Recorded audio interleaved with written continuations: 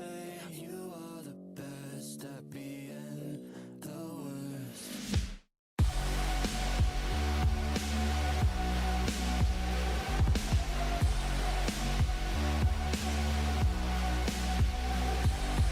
You seem so amazing, flashing lights, always paraphrasing. It's do or die. It took time to see the birds of you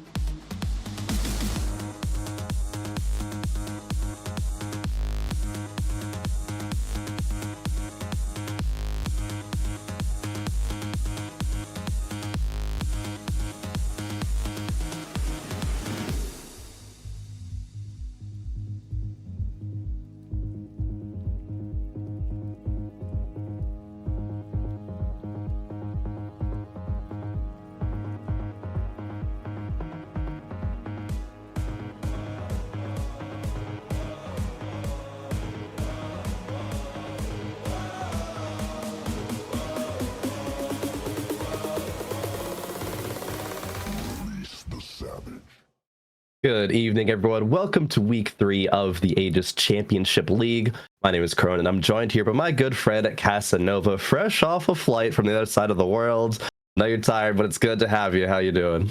Sleepy, but I'm ready to cast TFT. I've been, I was hanging out in New Zealand for a bit, but now I am back, ready to go. Ready to jump in with the new patch, see how kind of the small adjustments that were made, if they make big differences in the meta or not. It was already a pretty diverse meta that we had, but looks like we've got a couple new rerolls that can come up. I've seen a little bit of Kale. I don't know how good it actually is, but I've just seen like a little bit here and there of some of the other compositions that maybe were less powerful before. And I think that's nice since we already had a diverse patch to maybe just give some buffs to some things that were a little bit weaker. Yeah, 100%. I think it was pretty vocal from more to say, okay, we had a really big patch. Now we just want to tweak kind of a little things on what the rerolls that can come through. I know Jinx has been one that people are really talking about, putting more one cost kind of rerolls on the map. Definitely can be played. But also really interesting to see that Twin Chara change as well, right? Going away from the crit into more attack speed and HP. I think that opens up a lot of opportunity with that augment because it was really just used before mostly for like, some executioner lines. A lot of the times, right, Vex, right, Twitch, that kind of reroll was the big one that we saw a ton of at the KDA Cup. But this week, players are going to have to kind of experiment with this new patch and see what they're going to do. But speaking of the players, we got a pretty solid lobby on our hands, Casa. Some players I'm very excited to see. Reppin' NA, we got Pitsy, Appies, Sub-Zero Arc, Miakel, and Marine Then. From LatAm, we have a couple of Mad Kings members. We got T. Bronson and Seb VK. And from EMEA, we got Do or Do Not. So we have a pretty stacked list. I love seeing the support, right, that Mad Kings has, and they have so many players in this league. They got a handful, and we don't really see too many players being signed to orgs anymore. And I know at the beginning of TFT that was like big thing, but seeing so many here, especially from Mad Kings, just is super cool to me. Yeah, it's always nice to see the support, especially, LATAM in general, I think has always had a pretty solid support system when it comes to their players competing. So I'm also, you said people experimenting on a new patch and then said Appies and Sub-Zero Arc. So that's going to make sense for sure, especially Appies. I tuned into his stream earlier today. He was playing like a unranked to challenger account, and I saw him playing Kale reroll 7 pentakill 6 Mosher Kale. Just normal Appies things, honestly. Of course, there's a first, but he's like smart. I don't know what rank he's currently at, but it's definitely not like super high up that he's playing that. So we'll see if he ends up going for any Kale reroll today or any of these other options. But I mean, you were talking about Twin Chara as well, and how they used to be just executioners because of the crit. I think that there were a lot of compositions that were good with Twin Charas that could work with Twin Charas, but because of the crit, it made it so that if you didn't play executioners, you might have just been making yourself weaker because it was so overpowered with those executioners. And now, as you said, the lines open up quite a bit more. All those different lines that could have already been good with the crit are now just probably even better because they don't have to actually think like, okay, I need to build an IE here, or I need to build some crit to kind of capitalize on this. Instead, it's just like, all right, it doesn't matter. We just get to slam whatever items that are good on this unit because attack speed and HP are just universal, and any unit in the game wants it because attack speed gives mana, right? So those stats are just every single unit wants them. 100%. Other changes in this patch, I think, there weren't too many, right? There's just a little bit of balance changes. Like Vex, I think, just got hit with a pretty large one. We talked about the strength of Vex herself. It was that CC, and that got cut, I believe, in half from 1.5 to 0.75. I've also been seeing players definitely lean around some kind of Ezreal dual flex carries as well, right? You get Ezreal, another carry like Zed, I think, fits into that composition a lot. But just have to see kind of, I think a big question is where is reroll going to land kind of on that map? Is like a thing like kill reroll, like you're talking about, like really viable? There still are other one cost good rerolls. There still can be the 3 cost reroll world. Things like, like country, like even rerolling like Vex Mubu, right? That still does exist. Yeah, 100%. It's just really just where does it fit into the meta? And we do have a lot of creative players talking about Appies, right? He came off of a really good week 1 when we casted him, had a fantastic performance in the Aegis Championship League. Obviously also coming off of a very solid performance from the KDA Cup as well, got 10th there, just barely didn't squeeze into the top 8 by a couple of points, right? But Appies is a player that like, oh yeah, we're definitely, okay, there's only one more cup, so we don't want to say definitely going to be seeing him at the regionals. But it's likely 10th is really solid to get there. I mean, as long as he doesn't bomb Heartsteel like egregiously hard, Appies should be able to close that out and get there, because 10th is so many qualifier points, right? I mean, almost made that final lobby. A lot of the final lobby people are already auto qualified, right? So he's one of the highest up as far as, you know, placements are concerned when it comes to those qualifier points. Yeah, just don't go dead last and you know, day 3 of Heartsteel Cup. Actively cursing him aggressively right now. At this point, he's got to lead into it. I feel like if you curse so hard, then it's like an anti-curse. Right? Exactly. Yeah, it doesn't work. If you're going too hard on it, All right, well, we are going to be jumping into game here. Golden Symphony, Radiant Item, or 3 champions are our options, and it looks like most people are leaning away from Golden Symphony, mostly just wanting that econ from the 3 champions early on. 100%. Also, you know what low-key was the best change of the patch was they took out like Silver Symphony and another augment as well. I actually forget what it was offhand. It's Decrescendo and Silver Symphony were removed, and I'm a big fan of that. Screw Silver Augments, let's just get more of these exciting ones, more of these game warping ones. I mean, Decrescendo was kind of fine, honestly, but Silver Symphony, get it out of here. Get that just completely out. I don't need a triple silver lobby because we decided that was what we wanted, you know? Yeah, especially with like one-man lobby assassinating. It's like, nope, I don't feel like playing. I don't feel like having fun this game, actually, so the whole lobby doesn't get to have fun. Yep, rather not. Rather zero fun. Taking a look at these early starts, we got a couple of 3-cost dropped here for Michael. There's, you know, of course, going to be that Nico, so there is the potential to play for an early Superfan start, and there is Superfan Kennen in the shop. It can be a pretty strong early game to still play around these Superfans, and a lot of players, you know, especially we saw in Vietnam, it was Jazz Latte. Or not Vietnam specifically, Jazz Latte, but playing in the SEA region was playing around Superfans quite a bit for a couple patches in a row. And I think it's still solid. I think it's still a pretty good way to play the game. If you find an early Superfan start, it allows your carry to be incredibly flexible. And of course, that means you don't want Superfan Kennen to set that up. But here we go. We've got 6 Jinxes on 1-4 for Appies. You were talking about this comp already. I feel like this is a commit angle. This is fantastic. This is a really great spot. Yeah, not only did Jinx AD get buffed, but Punk AD and the HP all got hit with some pretty big buffs, and Appy's in a fantastic spot here, having two star Jinxes. The items, not fantastic. There is one bow, so that's still pretty solid. Metabolic Accelerator could be the potential here if you want to think about like, okay, I'm going to stack a bunch of early game, but still are just going to want to scale very well, have that HP buffer to scale into the end game with. Rerolling every single option though for Appies now as Scapegoats are kind of bad. Yeah, Shock Treatment, Escort Quest. You're not really going to be winning every time, so Escort Quest kind of out of the table. Scapegoat's okay. I think it's probably the best of these options. You don't want to be stuck with a static shove on your Jinx unless you're just going to be using it for that kind of early game tempo. But I think Appies is pretty committed at this point. Even use that 1 gold reroll and finding another Jinx, you're still going to get usually that 1 gold at the beginning of the round from Scapegoat. This is a solid option, not one that Appies should be too upset about. Yeah, I guess the more I think about it, the less I hate Scapegoat here, because it is going to give some extra gold, which is really nice for Punk, especially to make up the 1 gold you're throwing away every single, not throwing away, but you know, what I mean, spending early on before you've got the economy. And a lot of times this composition just wants like a little bit more frontline, give Jinx a little bit more time. So the fact that it's going to scale with that training dummy throughout the game, I think it actually isn't too bad. It's just not ideal because I think with the items Appy had, he kind of wanted to find something that would just be nice for like Jinx items or damage to help out a little bit while he's still looking for those the itemization. Yeah, definitely. But he's 1 Jinx off on 2-2. I mean, this is absolutely insane. This is pretty wild. I kind of assumed he was just gonna hit it there. We've seen each reroll a Jinx pop up in the shop, but I guess just the natural one from the round starting was good enough.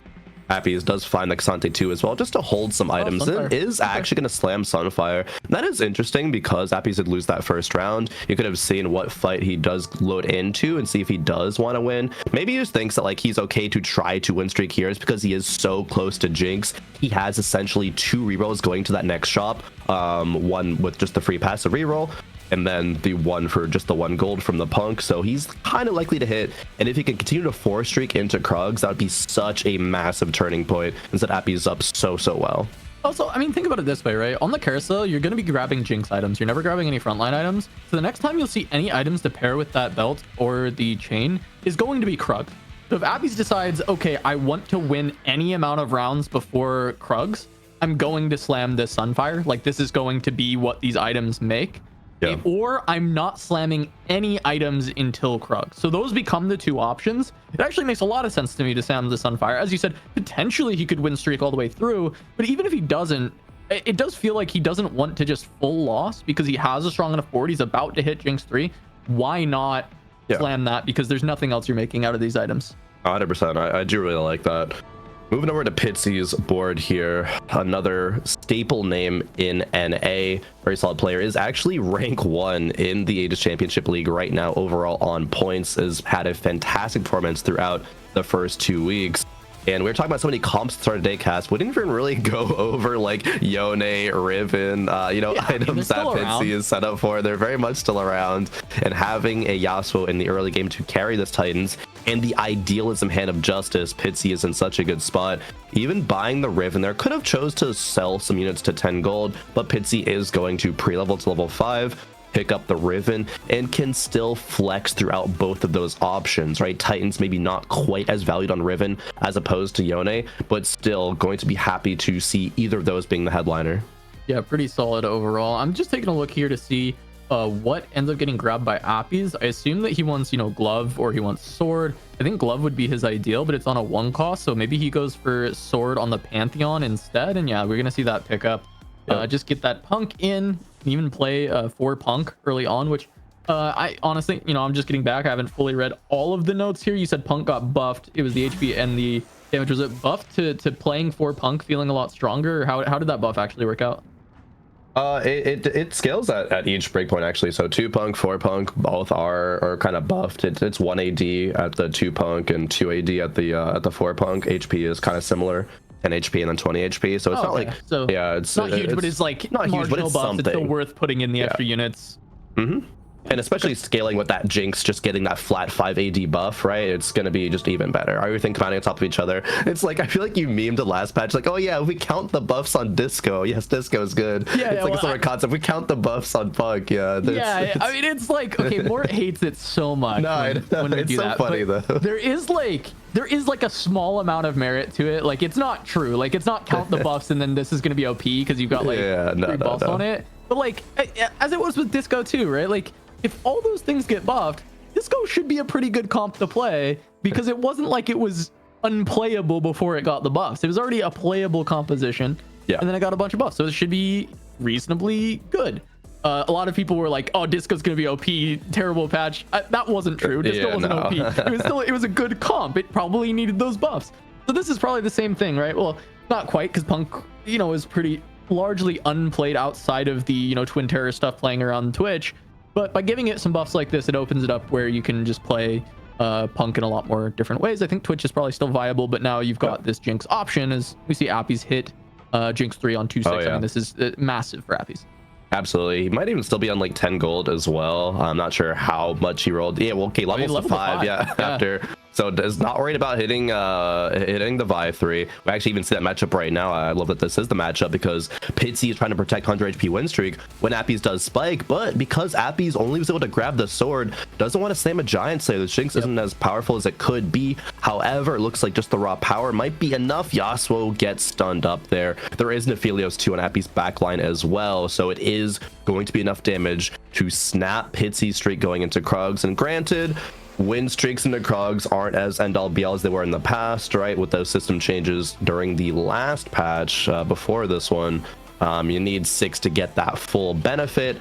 But still, Pitsy's kind of hurting for that one. Happy's emoting on him as well. Yeah, I mean, Pitsy, he did the earlier pre-level trying to get a 5 quicker. He's playing around these 3 costs. He really wanted that high tempo going in, so hitting Appies is really tough. And it just, I mean, it kind of shows us once again, I really like Appies taking, the 2 costs with the sword instead of just the 1 cost with the glove. Would have been a slammable item with the glove, but Pantheon at the time, I don't think he had a Pantheon. And by finding one there, he gets to play for Punk. He improves the power of his board probably more than actually slamming Last Whisper would have by being able to get that Pantheon in. And he wants swords anyway. He's still going to need swords later on, potentially even more swords than gloves. I actually don't know the best for Rageblade, right now, Last Whisper, and then I'm not actually sure the third item. I think maybe like Giant Slayer. It could be DB.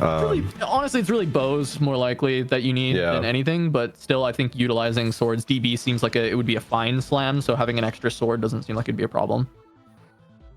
Moving over to Sub-Zero Arc, one of your at least personal standout players. I know we were talking about that during, I think it was during week 1, right? We cast Sub-Zero Arc in the Age Championship League. One of the Caitlyn players when Legend still existed in the game at that point. No longer though, but definitely Sub-Zero Arc is a player that can cook up some very, very creative builds and is in a good spot for doing just that, I think, and obviously the AD line. But Sub-Zero Arc is filthy rich this game, sitting on 60 gold at 3-1. Didn't quite go to 6, but probably richer than most other players in the game.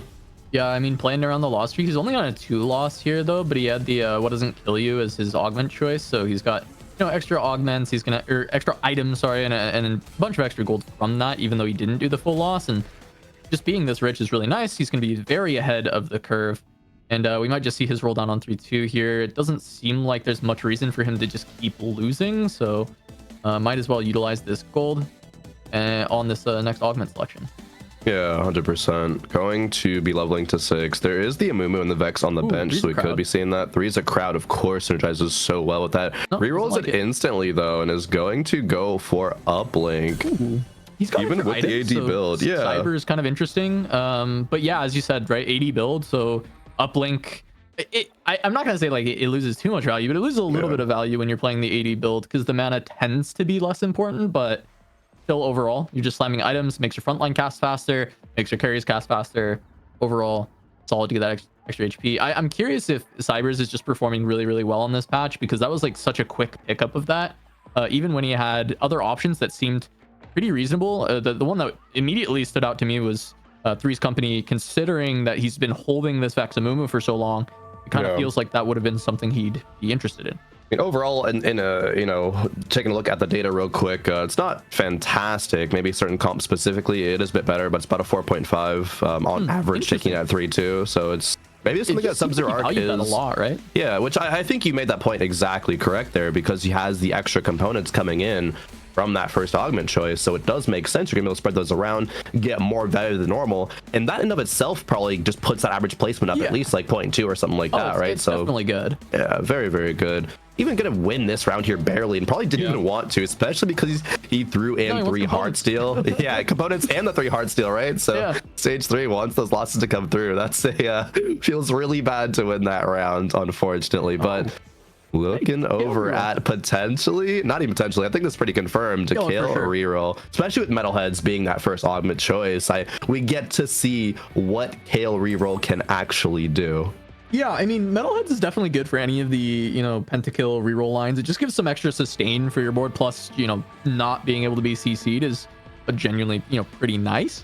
Yeah. But 6 kills right now, 50 gold. Can probably roll a bit on 3-5 if he wants to try and hit really fast, but also slow rolling might be an option. I'm really curious, like, how many units he can kill. This fight seems relatively unlucky to run into an Akali, but this executioner board is actually very weak. Never mind. This seems just fine. Should be a win. Yeah. It's how much you want to try and keep this win streak. Do you roll on 3-5 to try and get 3 more kills and keep the win streak going through stage 3, or do you just slow roll because you're not hemorrhaging too much HP? It's always the question that I have when I play reroll. I play a lot of reroll, and this is, to me, some of the harder decisions to make, is like, when should I roll to try and keep tempo? When do I think, oh, I might be strong enough and I can leave it? But 3 spatulas is going to be massive. Pentakill spat is guaranteed to be a pick here. 100%, especially with 3 spatulas here, even if one has been taken. Is thinking about it, though. Perhaps this isn't even a question, right? Like, this is, I don't think so. I'm just committed to the line, like. Wow. Okay. Really? Takes the 4-cost belt. I feel like I just disagree. I don't even. But I want to see the spot again. Like, think about it. But I think I just disagree. Like, I don't know why. For a belt. For a belt, and I guess we have to consider. All right. Hey, that's a high roll there, hitting 2 more kills into that round for the kill 3. There is not a loose chain vest, right? So you can't immediately make the pentakill. Even if you could, it would only go up to 5. Yeah, I mean, 100%, right? I'm there with you. I guess Like, just trying to be inside the mind of T. Bronson for a second, right? It's maybe think about, oh, I need frontline to get online. I only have things like a Lilia 2 that I'm going to sell soon. Mordekaiser 1. Granted, it is paired, but maybe that frontline really is that kind of an LBL with the Kayle. Granted, at the end of the day, you can still find friendly items and get that spat for, you know, for just that increased pentakill. It is an edgelord chose, or edgelord, excuse me, headliner. Yeah, but that, on the Kayle, but yeah, still. To me, that's almost like, oh, I kind of almost want to even more to try and get to 5 pent. But maybe you can't go 5 pent. Maybe it just doesn't work out. I don't know what the comp looks like 100% like in my head. So maybe you can't put together something that feels good on the breakpoints, but it's very interesting to not take it. But that's probably, you've probably gotten to the bottom of it with it's being an edgelord Kayle, not a pentakill Kayle. Maybe the numbers don't work with the synergies you're trying to put in. But production did let us know Appies was able to grab one of those spats. We were too busy kind of thinking about the pentakill, so that means he's got punk spat, so he's gonna be able to play 6 punk this game, which, or he can play 4 and just like change other things, but I think 6 punk's probably pretty good if it got all these buffs. And yeah, Appies as a last pick, able to find that kind of powerful upgrade. Yeah, so we got another 2-cost reroll here as well. Katarina is an option here. Giant Slayer Bloodthirster. I don't know how I feel about Giant Slayer Bloodthirster open rod as kind of your setup. This feels like a pretty rough spot. There's a jeweled lotus, so that Hodge would have been even better synergizing with the crit there, and that's an item that even seeing Katarina roll in the past has synergized quite well with her. Rant then is also losing a ton of HP, is only on 5 Katarinas, so I feel like has felt the pressure to slam whatever possible just to save, you know, 2 HP, 4 HP in some of these rounds. But each reroll that comes through and doesn't hit a Katarina, Maranthan is feeling the pressure to probably reroll to like 0 in the next round, needs to still play one more round to get that Heartsteel cash out.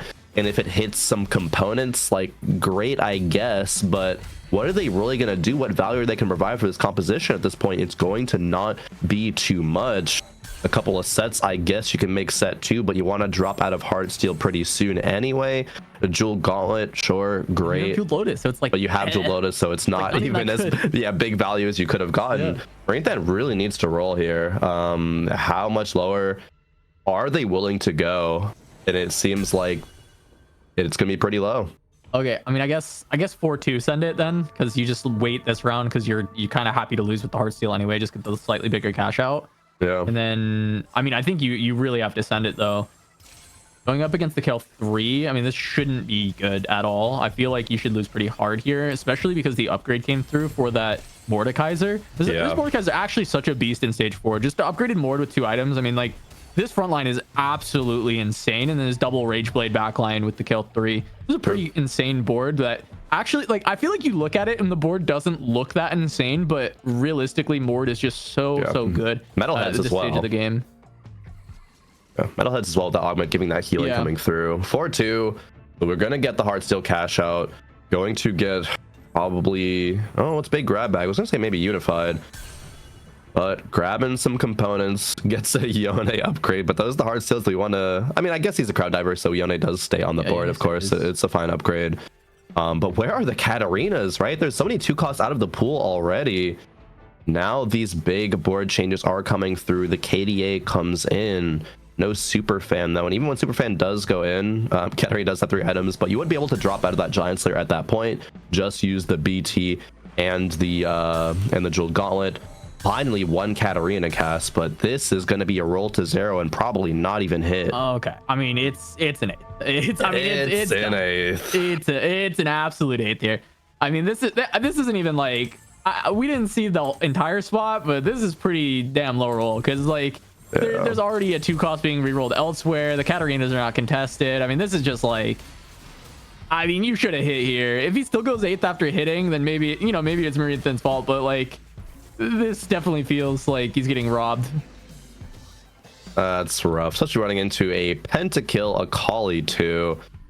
Yeah, I didn't pick up the orb yet, so I did have 9 extra gold to work with. Is able to make at least 20 gold econ. Has to roll this next round and just kind of pray. Echo 2 on the bench. Again, did play that super fan, so items are going to bounce off. Oh, is there no Echo in, or does he just have like 6 Echoes? Yeah, there's no Echo in. I was like, man, I mean, maybe your out is Echo 3. Like, one more Katarina was found. Another one. Just one more. I mean, maybe it's here. But like, you're not even stable if you hit. Like, I want him to hit and just see what happens. But like, I think you hit and then you're just dead anyway. Yeah. Let's sell the Echo, pick up a pair, and sell the Pantheon on the bench as well. One more reroll can come through, maybe 2. All Still right. doesn't hit. It's, I mean, go next. Yeah. Okay, I'm trying to think, like, is there any world running into Aegis here, if he's able to kill some of these units that are just on the right hand side, maybe could survive. I mean, we'll survive the damage most likely and have one more chance. And then Katarina on the carousel. There's not even a good item that saves him, but it just has to have some really good matchmaking, really good positioning. Yeah, I mean, can't even take down the Pantheon too. Yeah, Cat 3 probably would.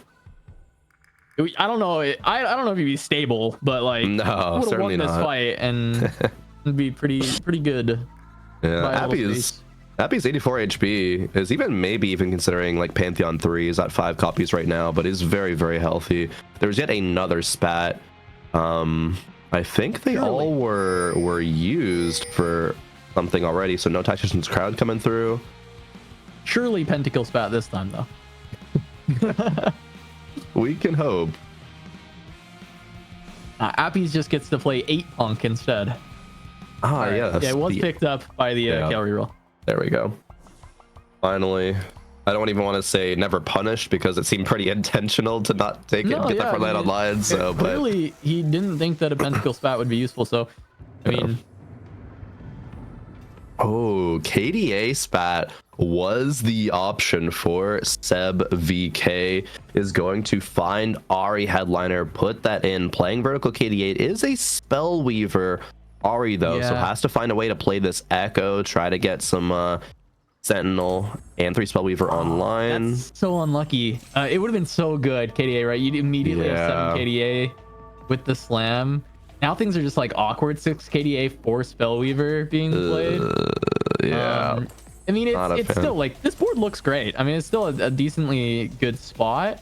It's just a matter of, can you find a way to actually get in either 7 KDA or 5 Spellweaver? I think 5 Spellweaver is probably more likely. You just drop one of these KDA, drop Evelyn, right? And then just play another Spellweaver. It'd be solid. There's a Gragas on the bench. I don't think there's a Gragas in. You'd actually get Bruiser and Spellweaver off of that with the Alawi in. Yeah, could have been the difference, actually. So there's actually some ways to make this board kind of sing a little bit better.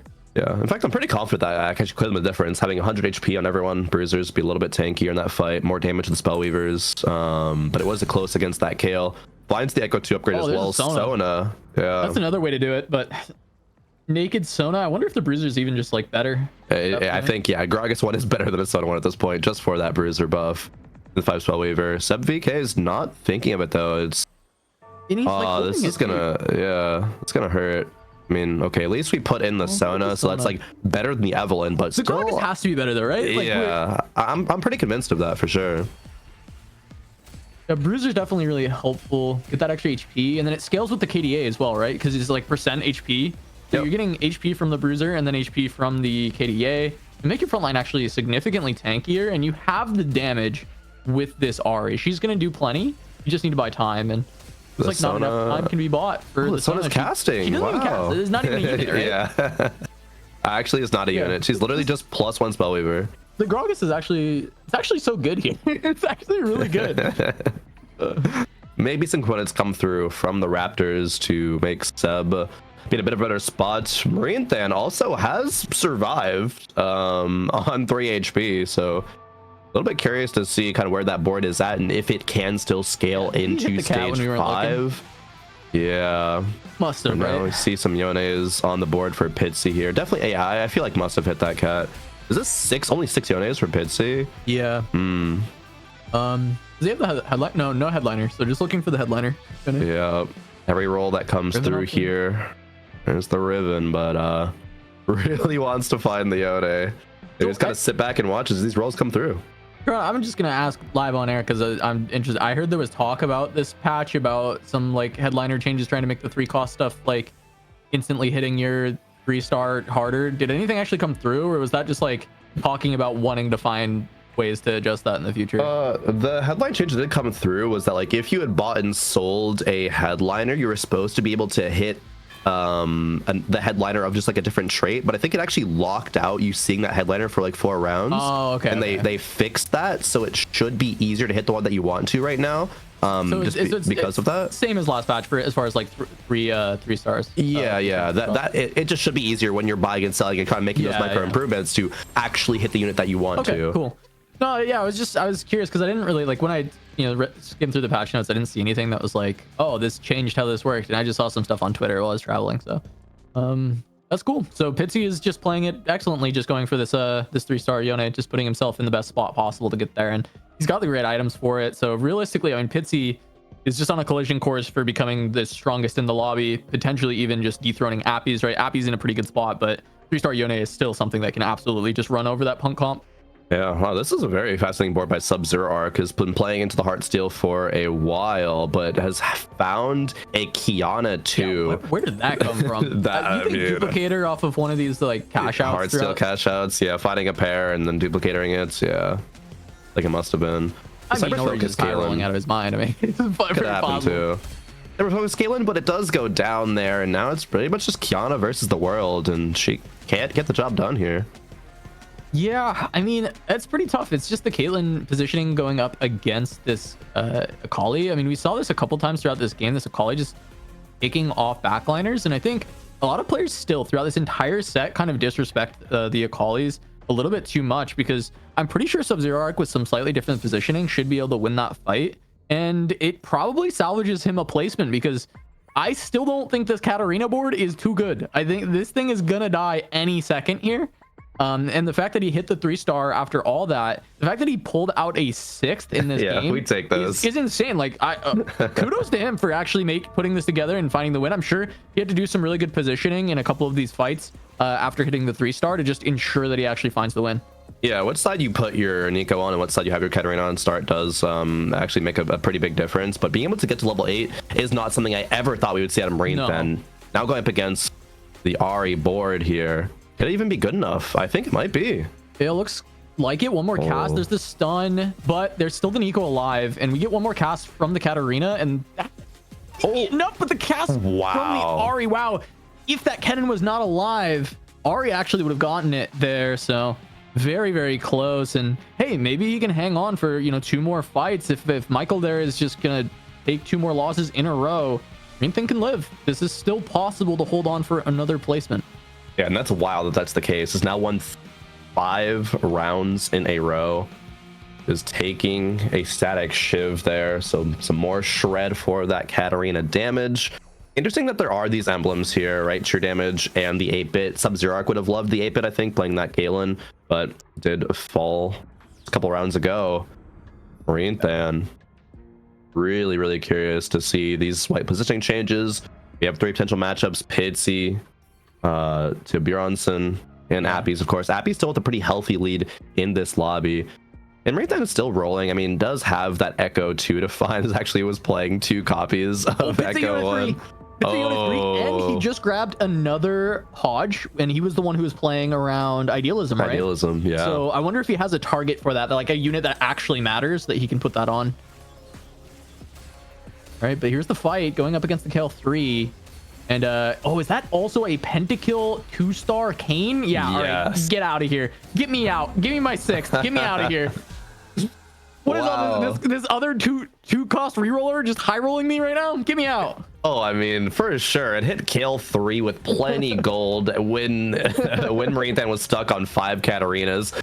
Somehow hits a Kane too. I know, just like a stage ago, that was an Olaf with a Death's Defiance and a BT. That was since a Kane too. Like, talk about upgrades. That is absolutely fantastic. To Bronson is in a situation, I think, where they can contest players towards the top of the standings, even like this really strong Pentakali composition from Do or Do Not. And from Appy's as well. Yeah, no, really, really good spot. And we get to see actually how far that Ahri can go in this meta as well, because this isn't like a fantastic Ahri board, but it's an okay one at that. But going against Appy's in the Jinx reroll, we see the power here. Yeah, 7 Weavers as well. I mean, this should get to the point where this Ahri is pretty much just tapping everything. As we see, I mean, it's 2 shots every time, which is kind of what you expect out of Ahri. And she's still getting it done even through some of these really bulky frontliners. And Jinx getting stunned up by that Lulu is pretty massive. I think it slows the damage by just an insane margin because she's stacked up with those Ginsus. It's actually just so much having that, 1 to 2 seconds of stun. Yeah, and the Gambler is played, providing a bit of attack speed for the Sona as well. We also have to keep in mind that there's 7 copies of Ahri here on Michael's board, so could high roll into either an Ahri 3 or a Sona 2. Potential is there for both of them. The front line with the Thresh 2 is pretty solid at this point. Actually choosing to get rid of the Alawi in favor of, I want to keep 3 KDA and that 7 Spellweaver, not valuing the 2 Bruiser and like 5 Spellweaver kind of thing like that. It might be the right choice. I think the front line is good enough that just really needs to be focused on that damage, and Ahri is the only real provider of damage there at this point. Could have taken a static shiv, but already has Shred, so just wants to take more front line for that Thresh. Is rolling for the Ahri 3 or the Sona 2, is hitting neither of them though. Yeah, I mean, I can definitely see dropping the Bruiser for 7 Weaver. I think just getting the extra DP, especially because we've got this 2-star Thresh, right? And I think that's big. And also, if Echo can live to second cast, he'll have so much AP that the shield is just so big. He ends up being incredibly tanky. So I do like this. I think this is a pretty good board. I don't know how much stronger it can be. I think Infusion is okay. It's good for all the Weavers, but it doesn't do anything for your main carry. So overall, it's just kind of the augments are pretty decent. The board is pretty solid, and it's probably good enough for top 4 in a lot of spots, but maybe not here. 1 fight win is massive, but Pitsy, I feel like, is unlikely to die. And yeah, he does actually win his fight. The Yone 3 still coming in strong, so it's gonna be a close fight for this top 4. Do or do not is really just gonna have to find a win here because those bottom 2 are pretty powerful. Yeah, they are. Pitsy 9 HP has hit the Yone 3. Okay, well, it's just a double Hodge for the Zed. Now we're talking about like, oh, is that going to go another very impactful unit? It's only a Viego 1, but this Zed's still going to be doing a ton of work. It unfortunately is Heartsteel headliner for Yone, but it's not too big of a deal. Would have loved to see that be Crowd Diver though, to get that 6 Crowd Diver buff in. However, even Pitsy having the Kiana, right, having the Evelyn, if it was Crowd Diver, it'd just be 6 Crowd Diver right away. Yep. The positioning, Yone right side. Oh, this was good. Really good spot. Okay, we're gonna see this fight. There's the dash back from the Yone. Does he walk to the Jinx? He doesn't, but he's targeted by her. But he's tanking her really well. As long as he just continues to lifesteal through, then the rest of the board actually just gets to run over this Punk board, which is really nice. It is like kind of the double-edged sword with the Yone, right? You don't want him to be focused by the enemy carry, but you also kind of do. You just don't want the enemy carry to do too much damage where it just like one-shots him. But if he can tank it up and just keep healing through it and drain tanking, it's actually even better because you see how strong that Zed is as well. And Michael ends up falling there. The Ahri board just not quite enough. And, of course, Pitsy, we'd expect to hang on with that Yone board, but we'll see if anyone can actually just take him down, as we do have our top 4, right? We've got, Tabirson and Appies, as well as Do or Do Not and Pitsy in this top 4. Yeah, T. Bronson with that kill reroll is actually really pushing ahead of the pack. It is obviously because partly that Kane 2 at this point. Do or Do Not though, scaring top 4, really nice for them because they were coming in this weekend being dead last in the standings, but just need to make it to that top 24. Appies versus Do or Do Not, and Appies might be falling here. The Jinx is still alive though, but the Akali and the Karthus next cast doesn't target the Jinx. Oh, and there it is, able to find the win. Do or Do Not drops to sing the JHP, and Pitsy does fall. The Yone loses. What is this board? What is this streak board going on? That's crazy. I'm very curious what's going on over there. I mean, finds a Bruiser emblem. Yeah, he gets to play 2 Bruiser with this, so extra HP for the board. That's pretty nice. It's the power of that kill reroll, guys. It can beat the Yone 3 apparently, and it might even be winning the lobby. I know it's not only the kill 3. Yeah. Bronson. Right. Yeah, that's the kill reroll. Oh, he did hit that Kane too. Okay, wait. Yeah. It's not only the kill, it is the Kane. It might be up to like 7 pentakill at this point. It's pretty good board. I do think though that Yone probably had a chance into that fight. It probably did come down to a little bit of positioning. Yeah. Didn't get to see it though, but I would love to see that kind of fight play out like 50 times, 100 times, see actually what could be changed in that regard. Oh, emo gonna be on the Karthus instead of the Death Cap, and Death Cap going over to the Vex. 2 emo. Is 2 emo better than Death Cap? I'm not convinced. I actually don't know. I think no. I think More no shot, actually. The more I think, no way. This is not better. It cannot be better. More cast is more access to the back line to take down the Kayle. No, but... I don't know. I don't know about all that. I don't know about all that. Either way, I don't know that he wins that fight regardless. So maybe just trying something, seeing if it works, and yeah, the Kayle board gets there. I mean, yeah, maybe. Okay, more casts, you hit the back line, but 1 cast from the Death Cap might just kill the Kayle, and then you don't need the more casts. I think so much damage. I think there's no way that 1 cast kills 2, maybe with Death Cap, the emo, when all the units are falling very quickly. I'm not as convinced as you are, I think, about it. Just like, I think there's a world emo might be better, but I still think it does lean towards Death Cap. I think it's probably kind of close, though. But my for that fight specifically. 2 emo, right? If it's like 4 emo or 6 emo, a 6 emo do it, right? But like 2 emo? Really? I don't know. All right, someone do the math on the cast and how much damage Karthus is doing. I want to see it on my desk by the morning. I need convincing on that one. I don't know about it, but Appies is fighting off against this Kayle reroll. The Jinx still doing a lot of work. I mean, these fights are very close, and it looks like the Jinx should get this one against the Kayle. No, that last bit, the Kayle was in the middle of a cast there, so the final little sweep that she does, enough damage to take out Appy's Jinx, and it's just this front line being so sturdy. The Kayn with 2 tank, like light drain tank items and pentakill resist, very, very powerful. And then having just still that Mordekaiser anchoring the front line with 3 items. He's such a good unit, and you've got additional ways to help him be tankier with the metalheads trying to provide that regen. 9 win streak for Tibranson. Has upgrades to work with as well. Yorick 2 and Alawi 2 still could be upgraded. More items to come through. Does depend somewhat on the Akali TG roll as well. These are solid items. But really, it's the upgrades. Being a level 9 right now too means it's likely to hit one of these.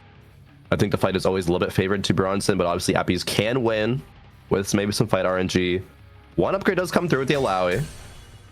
Probably would have been a little bit better to have the Yorick upgraded, but that's fine. Choice of items. Lore mogs. Yeah, I was gonna say, like, just getting more time, more beef is pretty good. Exactly. What could be the last round cast, unless Appies can hang on. Yeah, I mean, I doubt Appies can actually get through this, but we'll see where the focus goes.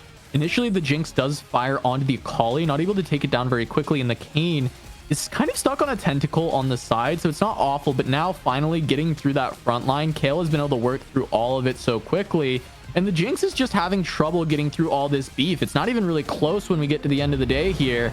Appy's going to take the second with Punk, which I think is still pretty solid for the cap of that, especially because this 2-cost reroll got hit relatively early on as well. Both of them able to tempo out at around the same rate, but 2-cost reroll should be better than 1-cost reroll if you're tempoing out at the same rate.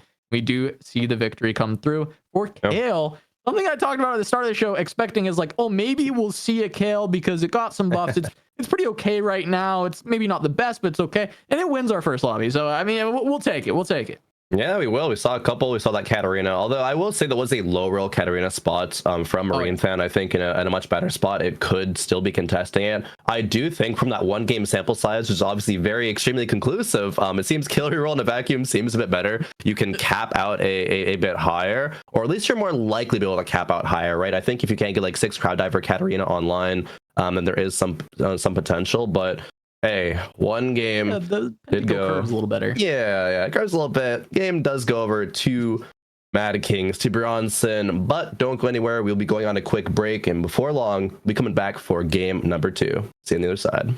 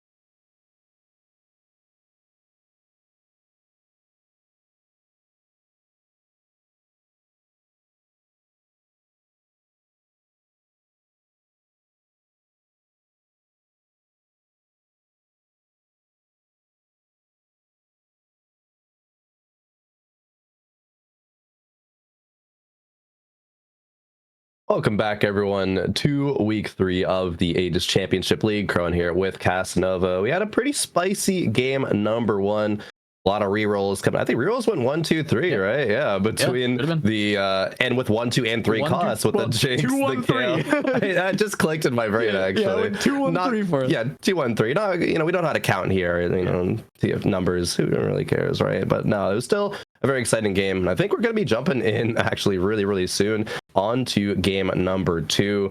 There are, of course, right, these playoff spots that players are playing for in just a couple of weeks. You take 32 players and break it down to just cutting 8 of them for the top 24. I know we did have one player, do or do not, who was coming into this week in last place, but did have a solid top 4 in that game. So it's not going to be too hard the next couple of weeks to climb back up and find a playoff slot. Yeah, it can still make your way back for sure. And I mean, we saw some pretty good plays out of do or do not in that last game, trying to make it all the way back through the standings. And I mean, I'm just curious if it's still just going to be a reroll meta if we're in such a thing, because it did still feel like Pentacoli was very good, but the weakness of Pentacoli that has plagued it throughout the entire set of Alawi seemed to be too much to actually climb over to get a better position. So the thing is like when we get to these competitive matches, when we get to professional matches, when you're trying to fight for every single inch, I feel like Pentacoli might even just struggle more, right? You'd be in a good spot and still go out 5th because a lot of other players who are climbing for those last few placements are finding one Alawi and jamming it into the board, or just positioning for you because they know that they can to beat you. I think that starts to make it a little bit rough. And maybe as far as the forecasts are concerned, we see a little bit more of something like Ari, right? Trying to put things together. And maybe some of these other 80 carries are a little bit better now. Maybe we'll see Ezreal or we'll see Caitlyn, but in this last game, reroll was absolutely king, and we'll see if that continues on as we've got loot subscription, champion duplicator, and unit accelerator. Loot subscription, I don't know if I'm familiar with that one off the top of my head for what that does since they did the name change. Yeah, actually, I'm not as well. It's one of the ones that and it looks like forget. We're picking, so that's what we get. Production will give it to us in a second. What do we know? It's one of the for fun ones, isn't it? Random loot every stage. Yeah. Oh, it's the very high. Okay. It's the Hall of the Nine kind of. Yeah. That's what it was. We subscribed to Hall of the Nine yet again because that was so much fun. I don't know that I've gotten a game with this yet. I mean, it's just like the patch with the for fun ones came out. I did KDA Cup. I played a lot. Didn't see this, and then I went on a little vacation. So I've not seen a loot subscription yet. So I get to have some fun with it in this game. Yeah, definitely. T. Bjornsson finding early Mordekaiser. Hey, maybe pentakill yet again back to back. We'll have to see if there's the spot for it as well. But going back quickly to a conversation about the forecast, only one forecast composition ended up getting top 4 in that last game cast, and it was do or do not with the Pentacoli. But it does, as we were saying, have those weaknesses. It is more easily countered than other forecast compositions, and you can say that, I think, maybe even similarly to Ari as well, though Ari can get stuck on a lot of Alawi tentacles. Alawi is such a good unit for all of these reasons, but Sub-Zero Arc had that Caitlyn, right? But it still wasn't enough, right? I think Caitlyn even did end up falling to that Pentacoli composition, and it wasn't like the strongest kind of Caitlyn comp for Sub-Zero Arc. It was a little bit pieced together. Did have some good Caitlyn items, but she did just fall in the backline because there wasn't that Alawi on the board for Sub-Zero Arc, so couldn't quite make that one happen. We didn't really get to see that much AD outside of just the Caitlyn, but I think if we do see a tempo style oriented play leading into the AD line and fitting into an Ezreal, going maybe a duo carry, with a Zed or something like that, it can still be very strong. All right, so now looking at this stage 2, we're gonna get the augment, but we'll also get something from our very own loot box coming through. So we'll see how many loot boxes want to be leaned into, because Spoils of War is offered at silver, which is when we see people pretty much auto click this. And we see with the other 2 things being rerolled, spoils probably be considered against blistering strikes right now. Yeah, spoils is very good in the data. The point that T. Bjornsson is at, the board isn't amazingly strong, but it still will get a lot of value. Marine Than. Wow, okay. Weren't they taking Pandora's? Maybe leaning towards this Samira. Country. I absolutely love. I'm such a huge fan of Gold Collector with country composition with that Samira. It ends up farming so much gold. Personally, yeah, that's when I had the opportunity for it. In prepping for Vegas Open, I played that every single time. Played it even a couple times in the Vegas Open myself, and top forward every single game with it. It even can cap out into a lobby winning kind of play style, especially now that you can make country emblem as well. If you do hit that country headliner, I do like Marine Than's spot here. It's not going to generate into some early wins, which you would like to have with having an early copy of Samira, but it really does depend on what these Pandora's items roll into. Needs a glove, or 2 gloves, I suppose, and a sword, and that's already going to be bis for that Samira, and we could see that happen in just the next round or 2. Yeah, the only bad thing is he wasn't able to push like a level here, right? Because you're playing for 3 costs. You really wanted to push. The fact that he's got a Tom Kenshin in shop is actually very important right now. But yeah, you want to push levels as fast as possible, get the tempo, use that to win rounds, right? By trying to be level 5 earlier than everybody as well. And then from there, you're hoping that you'll high roll some of your 3 costs and get those upgrades for stage 3. Because if you can upgrade your 3 costs in stage 3, you probably win streak that entire stage as well. So yeah, we're going to see how Marine Than can actually play this. Because right now he's going to econ to 10, which I think is valid off of the first loss. But realistically, you do want to be able to start pushing the tempo. And as everyone else has gotten an Ornn item as well, this collector actually isn't that big of an advantage, particularly in the early game, because as you can see here, here's a headliner Yasuo with a Death's Defiance and a Titans. I mean, good luck. Yeah, no, not gonna be taking it down. I think like relative, like the unit that carries the Ornn artifact, right? I think Samira does get a lot of value from that comparatively to others, but definitely not quite in the early game. Marine Than is making 10, as you said, though, so can econ up and is going to be just naturally leveling to 4 in the next round. Might start to see some 3 costs coming through, and you really want to get that Samira 2 online and get a good front line, right? Because Samira just can't do the job by herself, needs time to kind of get those executions coming through. Sub-Zero Arc in this hand has the true damage Yasuo, has, as we saw, the Death's Defiance and the Titans, and has 6 copies already. Do we commit? I mean, it's Harvest as well. It's a pretty good augment. I believe so, yeah. Like, I think I'm down to play Yasuo from here. I think like 2, 3, 6 copies. 100%. Not like an insane amount of damage on the Yasuo, but you have it early enough that he's streaking. He's probably stacking his Yasuo pretty well. And then you just get like a really strong damage item for your 3rd item here. I mean, what do you think? IE probably? Yeah, I mean, it's just the best option. It's IE, already has a glove on the bench. For sure, that's the option. Like you said, strong enough to keep stacking this point. Has the Harm Assist for a little bit extra healing. Death's Defiance is really solid. It is true damage Yasuo as well, which is the better version of it. Even gonna be winning this round. No, why not? Yeah, against Tappies, just play it. I love this. Actually, really strong. Even has the little.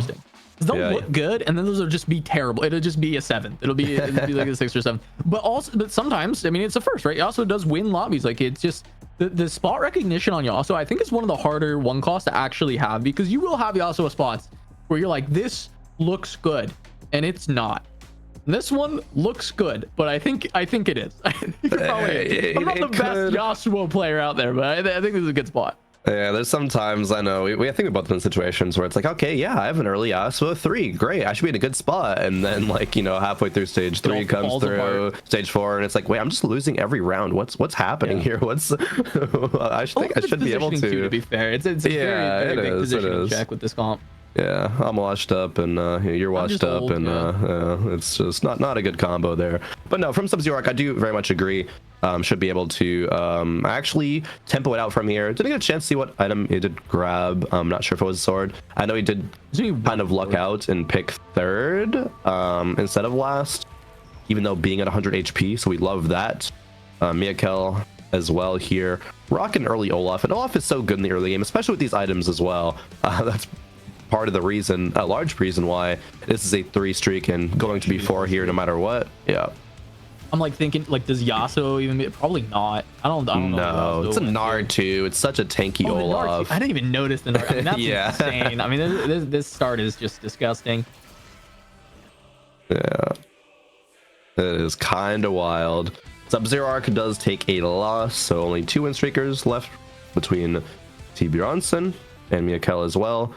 Gonna be able to sell up to 30 unless Miakel considers something else, maybe a reroll. But they're already level 5, so rerolling Olaf from here now at level 5. Yeah. It just doesn't feel that good. No, Like, it feels pretty bad actually. I do think that probably like Gnar Olaf reroll is pretty real on this patch. I think it's probably something that's a little underexplored, but that's because you want to just hyper roll the Olaf when you get the option for it. But I don't know that this is necessarily the spot to even do that, right? Even if it was like that good of a comp. You have a lot of Gnars, but yeah, I don't know. It's interesting. It feels like you wouldn't have wanted to push to 5 if that was going to be the goal. Yeah, I feel like it's always a sell to 30 here. I mean, you have 30 gold even if you don't win the round. I think you're not winning the round potentially. This is a loss, isn't it? Maybe. It's level 6 for Bronson. Yeah, gets CC'd though, so not enough time to heal. Bard also with the Archangel scaling. When that cast comes out, it's so much damage in AP actually. It's a win. Disco as well. I mean, level 6 difference. Just playing around the spoils, wanting to ensure the win. Just push to 6. It feels like that board doesn't even look that strong, but the shielding was so much. Yeah, the shielding was disgusting actually. That was way more than I would have expected. Bronson saying, hey, level 6, stage 2, not bad. And we didn't sell up to 30. No, I made the decision to hold on. Oh, it clicked. It's a Jax game. Oh. Huh. Okay, holding the 2 Jaxes on the bench. We see the Hodge. Still have super fan rate. Why do we have Eden Shroud? Yeah, I mean, I guess it's gonna be good for later on with the Zed, I suppose. But sure. Yeah, I guess so. I guess it's and it's okay for the early game. It's like you don't need the components for any Jax items. I actually that's fair. Low-key kind of like it. Yeah. Especially if it would have allowed for that 5 streak. It just kind of sucks that you ran into someone pushing level 6. And it was like necessary for winning probably some amount of those rounds, and especially if it was like going into that fight against the level 6, I would have looked at that board and thought like this is maybe winnable. Yeah, or it could be a win for sure. Yeah. The loot subscription for stage 3 was a bunch of gold, so T. Bronson says, hey, I like that stimmy. Let me get my level 7 online on 3-1 as Sub-Zero Arc. Yep, hits the Yasuo 3. At this point, 5-win streak though, looking to make it 6 when it's Appies, and that it's 6. I mean, I don't know what to tell you. You can tell me it is 6. But I mean, it's 6 wins. It's a Senna 1 with just a Nashers. No way this round is going to be a win. The big thing is, how does T. Bronson pivot out from this point, right? Is it just going to be a TF? Do we even find TF, right? Because I assume they're going to push level 8 very quickly, and we're just really subjected to natural rolls. And so once we sell our headliner, we only have so much gold at that point to find a disco and find what we want. People really kind of avoiding disco recently anyway. It could pivot into something like a KDA. It could pivot into maybe a pentakill, but definitely setting up for the kind of the disco line. Yeah, I mean, and I think just being so far ahead, I think it actually opens up the disco line to be very good, right? Just trying to get to level 9 quickly, that's what can make disco good. You can't really get stuck on 8 with disco. It ends up just being such a bad comp. But being able to push 8 very early, if you can find either the Blitzcrank or just like maybe the Blitzcrank headliner 1 copy of TF, or TF headliner 1 copy of Blitzcrank. You just use that to go 9, right? You just take that because you'll still be winning a lot of rounds. You're so far ahead of the curve with extra gold from spoils and the full win streak. And honestly, loot subscription came in clutch, being able to push the extra levels. Because now there's a decent amount of time here on level 7 when everyone else is on level 6 that the natural shops might just grab a couple of the units that are needed to once you push 8, you just have to find the headliner and then you're good. Then you're done. You're done rolling and you just go to 9 from there. Do or Do Not has Yone with pretty bis items here. It's only 1 copy, but is going to be looking pretty solid here. Appies does take it down, but once Do or Do Not does grab that Yone too, it's going to be a menace. We know from last game and just from TFT generally recently, Yone is still on everyone's radars and find a lot of lobby wins, especially that's Defiance, right? That's just a disgusting item for him. All right, Appies with the little cash out, just 8 gold for that one. Not terrible. I mean, a lot of gold in this game. Everybody's econ pretty high. Appies looks like also angling probably more towards Ari on the open tier. Yeah, that Nashers probably just wants to go blue buff Nashers here. There's a couple options, but I think I'm leaning with you with that Ari kind of line. Has the Onyx Spark as well. Obviously, it's going to be AP with the items built.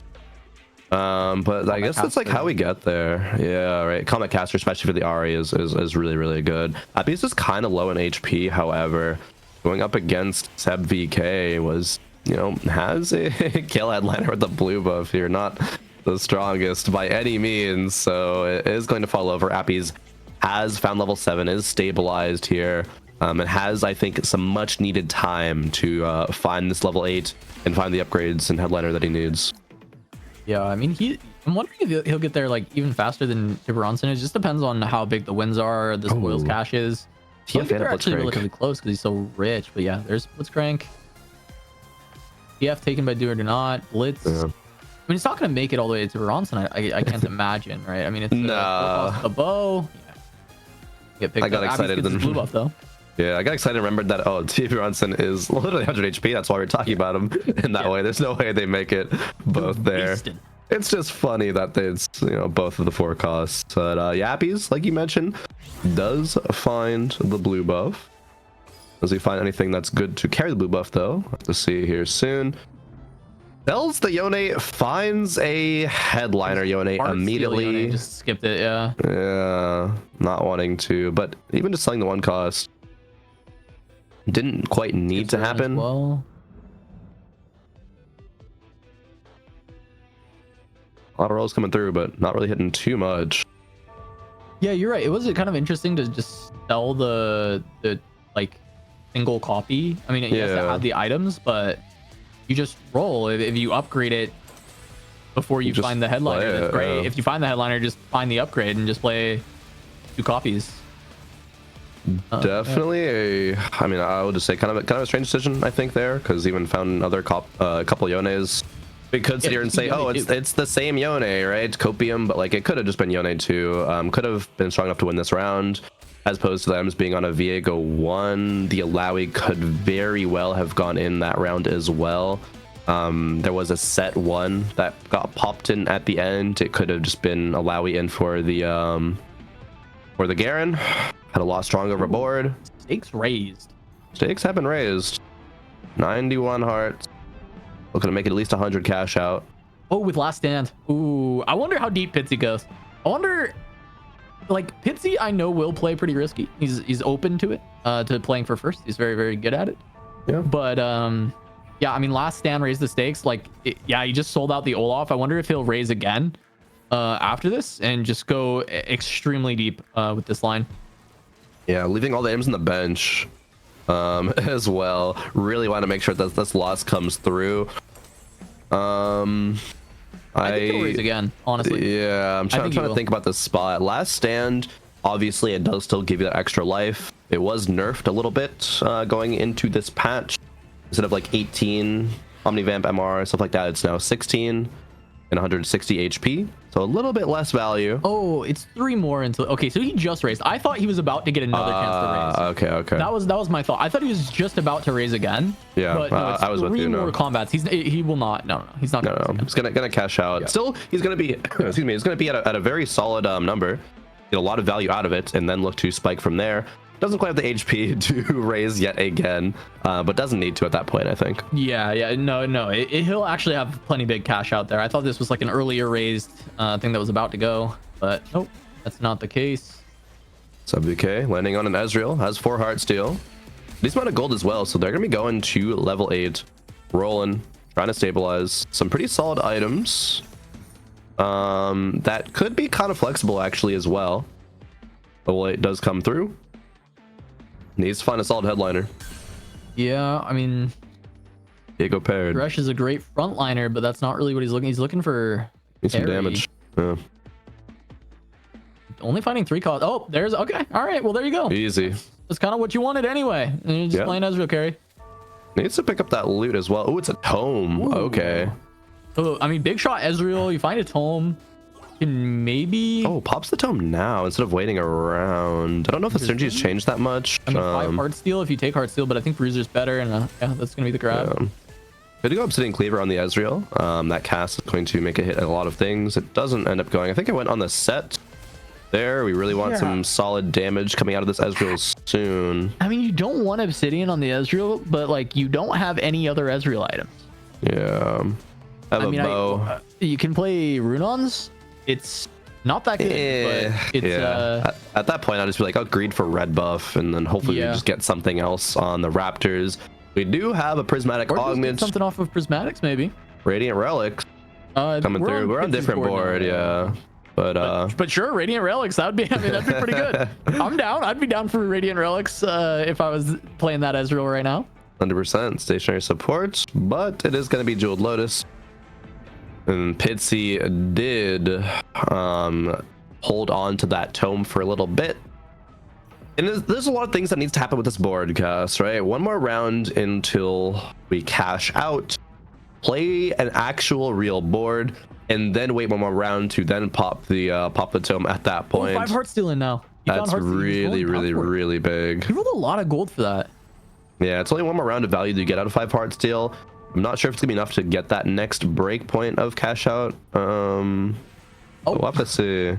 Golden egg on the other side, Sub-Zero Arc. Yeah, he's in a good spot for it. Yeah, talking about how to cap out these Yasuo boards. A pretty good spot right now for the Yasuo, right? And a lot of boards are still relatively weak. He farmed out a lot in the early game. He's got great items. You can see 66 stacks on that Yasuo. That's pretty solid, honestly, for stage 4. And now that golden egg will hatch pretty quick because he's going to find some wins. He even has a true damage emblem off of the tome that came out. So that's massive. That is huge. Makes it way easier to get to that 6 true damage. Maybe even 9, but more has to happen for that. Pitsy took super fan emblem there. Didn't actually wait. Well, cash out comes through here from Pitsy. All right. Okay, Tactical Crown, some components. Needs to make some more bench space, sell these heart steals. Get some really units onto the board. Yeah, Pitsy it's all items, Pitsy. You gotta slam something. Get moving.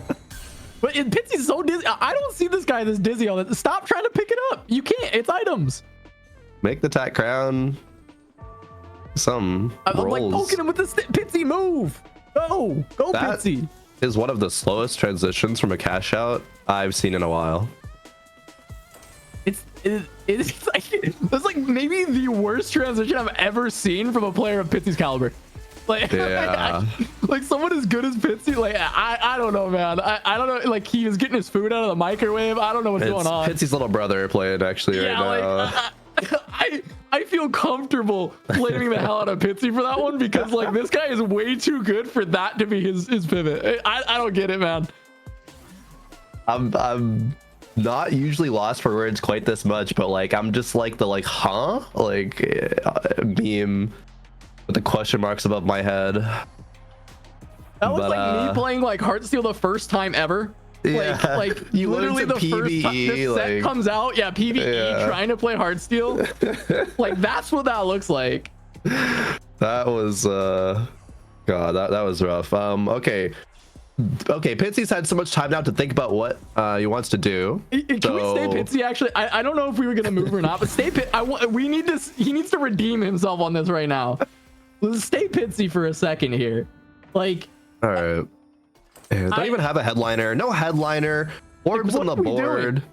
No Tac Crown. Akali. He's there. This is something. This is something that's going on the board now. That is such a low bar.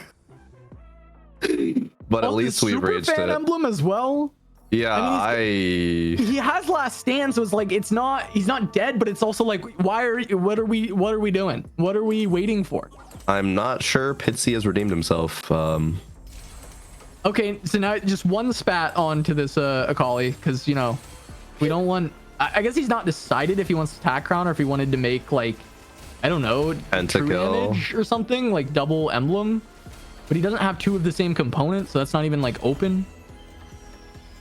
Well, didn't proc 3 HP. I mean that's good. That's really good that it didn't proc. Has an extra round and then gets Raptors.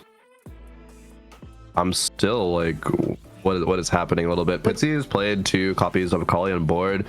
Has 5 Akalis in general. Could play 2 Akali 2s. Play the true damage. There's another upgraded front line. I mean, his front line's insane. Yeah.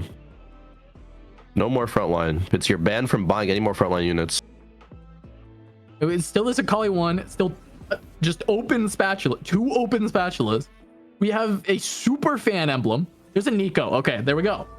Do we have 3 of them yet? No. Where's the third? That was literally the first. It's not even a cannon. Like, we're gonna find a cannon on 8 with 2 gold. Like, get me out of here. This is also, rough. Do we even need super fan? No. We have 380 items, like bruiser items. It'll give a Hodge. I guess we can give another Hodge to somebody else, right? Who's the somebody else, right? It's gonna be maybe another Akali too. Yeah, and another Akali too.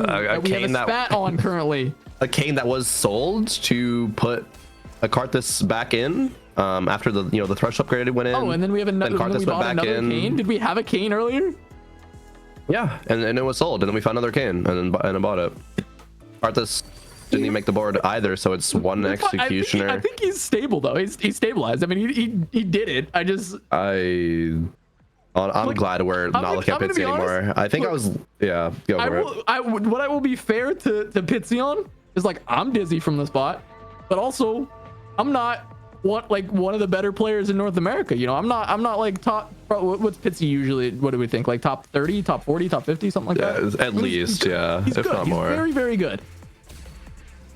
Yeah, I don't even remember what Pitsy's options were from the tome. I'm trying to think back, but like it escapes me. But I don't even know why Pitsy even popped it then, right? Because you were still playing all those hard sell units. You weren't playing the units that you wanted on your endgame board. You didn't have to pop it there, right? What are you going to actually do to improve your board? Play more hard steals? Like, no, you're getting out of hard steals. So you just wait 2 turns. You wait for the cash out. That's okay. I'm over it. I'm over it.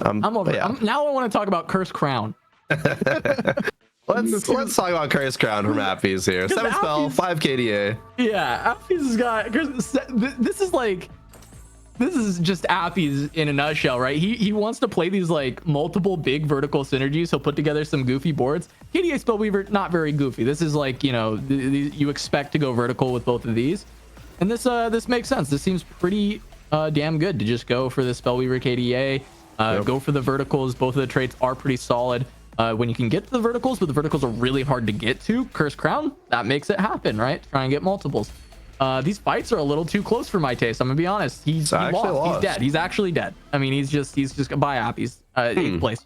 We'll see it. Curse Crown, ladies and gentlemen. That's why a lot of times people stray away from that augment in tournament play, because sometimes that happens. You just lose to somebody who's high rolling even better than you, and you get run over, and that's gonna be in 8th place. Can't believe what's happening all across this game in front of my eyes. And then we have Egg. It's a lot. Maranthan hit Urgot 3. They were the country player. Curious to check in with them in a little bit. But there was that T. Brunson board that did take down Appies, had found that disco line like we were talking about, found the TF2, was very, very strong. He was stronger than that 7 spell 5 KDA, but Sub-Zero Arc now has not even made that many more improvements to the board. It's really just the Yasuo stacking since the early game, and continues to do so, and the power of the Death's Defiance. He can dash through, he can get to the backline, has that 6 true damage, and is just executing absolutely everything. This is so disgusting. Insane. I think this is one of the big differences. I seeing a Yasuo with Death's Defiance versus not, I mean, there's just no chance this thing gets blown up. I mean, it's always stacking up to the Titans. It's always getting all that extra tankiness. And we see 2 people go down in this, and 1 million gold coming out from this cash out here. 2 tech crowds. What even put in at this point? He's going to get to 11. I mean, you can just go 9 if you want. You get to 11 units. Yeah, he's going to. But like, what do you play with our 11 units? Play some legendaries. You just throw in legendaries in this board. You play a random Sona. You play a random Alawi, a Yorick, Kiana, of course. You want to put her in because her damage anyway. Like, these are just solid units. Can you get the 9? It's two emblems for 9. No, right? yeah, needs another emblem. So unlikely. If that cash out gave a tome, Sub-Zero would have been cooking with that one. But yeah, the eliminations also, like I said, do or do not to go out in 7th. Maranthan in 6th. It's close to our top 4. Last stand, which I think is pretty big. That's true. Pitsy's won 3 rounds in a row now. This could be 4. Yep. Seb falls down. I mean, Pitsy wins already. No pop on his last stand. I mean, that's, to be honest, Pitsy's the person I think that can challenge Sub-Zero Arc, right? Because you've got the last stand. Pitsy also, had the cash out, has some big things going on that board, had multiple spatulas to work with. There's gonna be a pentakill emblem that could also be big. I don't know if Penta is on the table.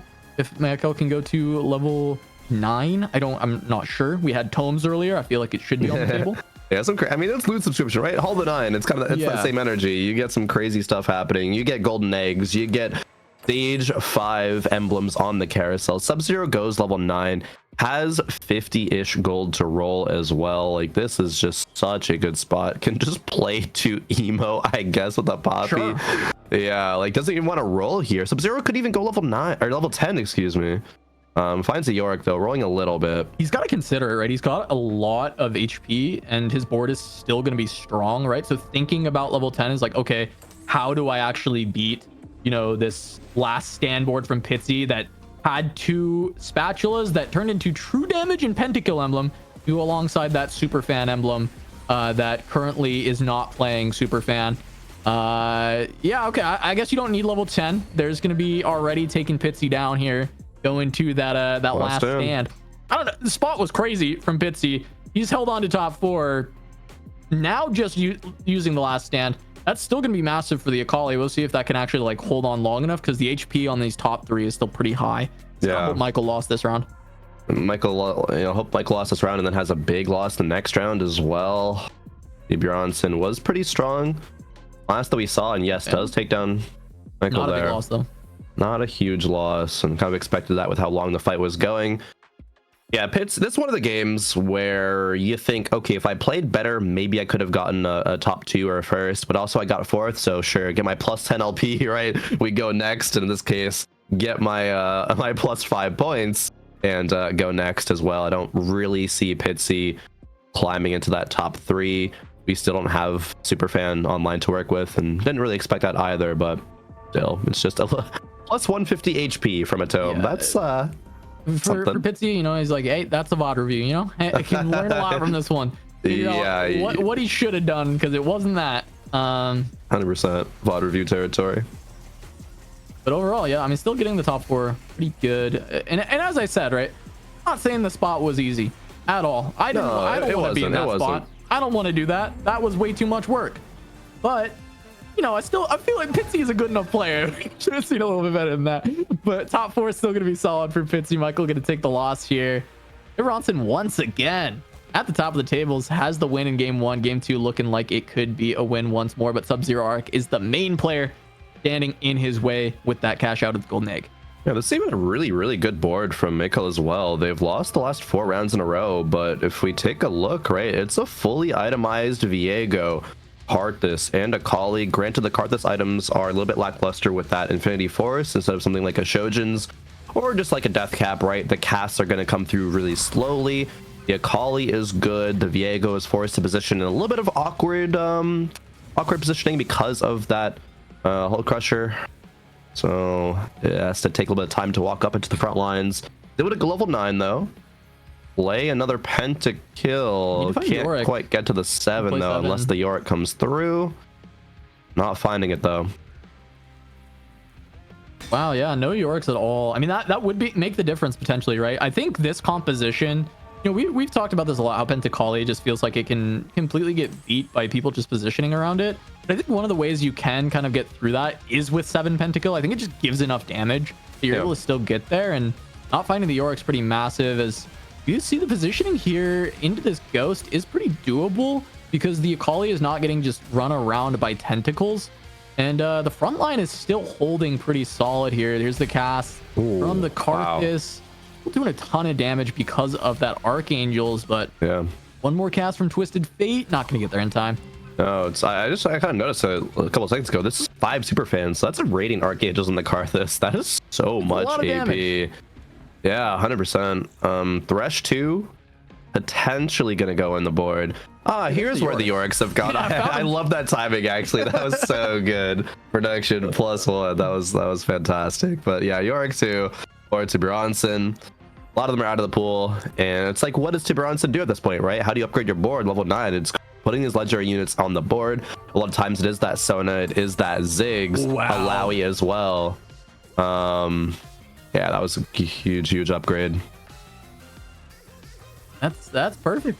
I mean, that's perfect. Look at this. I mean, look, you have so much frontline with the Alawi. You've got the Yorick upgrade. No items there, but still, you also have the Blitzcrank all stacked up here. And it just gives so much time. Looking at the Lulu with the Dazzler emblem on top of this Twisted Fate, it's just so much additional damage. The scaling is kind of all there, and it comes down to, can you push to 10 at this point and continue to cap out? Because Sub-Zero Arc, we know with that egg cash out, he's probably still stronger than this disco board. Yeah, it seems like it. Great that we didn't see all those legendary upgrades come through. And Sub-Zero Arc is still on a Viego 1, Lucian 1, but 93 gold in the bank cast. Sub-Zero Arc going to go level 10, have 2 tack crowns for 12 units on the board. And especially if you're slotting in Jazz at that point, that is so many extra stats, right? That's so disgustingly strong.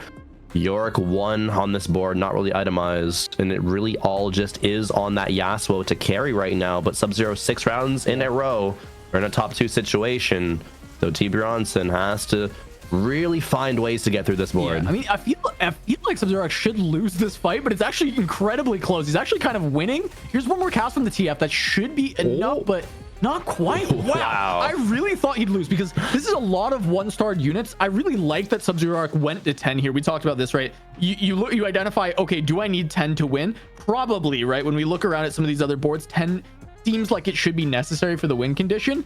So Sub-Zero Arc's like, wait, I'm strong enough. I shouldn't lose too many fights. If I do, it will be by very few units. Let me push 10. He's still winning. He's still winning. He got a bunch of junk on his board. Nothing good. Just the Yasuo and then a bunch of 1-stars. Just terrible units on the board. And it's plenty good. It is making enough. And now we've got 14 units on the board. We got no space for nothing. But it doesn't matter. It doesn't matter. It should be easy, smooth sailing here for Sub-Zero Arc if he was already winning before this. Yeah, that's wild. Oh, Viego upgrade comes through too. That's like the best upgrade that he's got, right? Because it's itemized with actually very good items. Yeah, true damage is huge on it. Now scaling with it being tier 2'd. That last fight was still a Sub-Zero Arc win, but think about this fight, right? Yeah, I mean, this shouldn't be close. I mean, look at this Viego. That was already so much damage that he just did to the backline. The regen's there because it's disco, but I mean, look at the follow-up. I mean, this fight's not even remotely close. The upgrades feel like they were minor, but just look how big of a difference this was just getting Viego 2, and then of course Alawi 2 is a big upgrade, but it's like, I just jammed 14 units on my board. Good luck. Like, what are you gonna do about it? Not much, honestly. We had to Hail Mary maybe for a TF3, but even had sold up the extra copies of that Twisted Fate. T. Bronson shouldn't be too disappointed about it though. We've played TF in a very good game. I think the early game, even going to level 6 on, you know, stage 2, playing that very high tempo, going to level 7 at 3-1 to get himself into this spot was really solid TFT play. You just can't quite cap out higher than that high roll Yasuo with the golden egg from Sub-Zero Arc. It's just a victory march for Sub-Zero at this point. Yep, trying to play for the only out kind of remaining, which was play for the Blitz 3. Honestly, I'm not convinced Blitz 3 even wins this. Like, I really am not sure. Yasuo actually almost taken down early on in this fight, but he is actually pretty much the only casualty of 14 when it comes to the end of that game. Yeah. And that is going to be a win there. Yasuo reroll making it happen there for Sub-Zero Arc. Yeah, Sub-Zero Arc, a player that we were definitely excited to see what they would cook up coming into it. It's not like Yasuo rerolls anything too spicy, but I think the way in which he did it as well, especially when it comes to recognizing that win condition, right? How do you actually convert this into lobby wins? Playing super greedily, so my Yasuo is enough. I can go to push levels to level 8, level 9, level 10, and just find a really clean win from there. I think Sub-Zero Arc played that from start to finish pretty much perfectly, actually. Yep, 100%. I think Sub-Zero Arc is an absolute beast, but now for us, we're gonna have a couple more casters come in to finish out the rest of the day. So that's gonna do it for us. I'm Casanova. You can find me at Casanova Cast, and Kron, where can they find you everywhere on the internet? This Crowen, KHROEN, on the social medias. And yeah, that's a wrap. It was a lot of fun though. We had some great games, but Rain and Z-Boy Wonder will be taking it for the next couple of games. So we'll see you guys in just a little bit for game 3 of week 3 of the Aegis Championship League.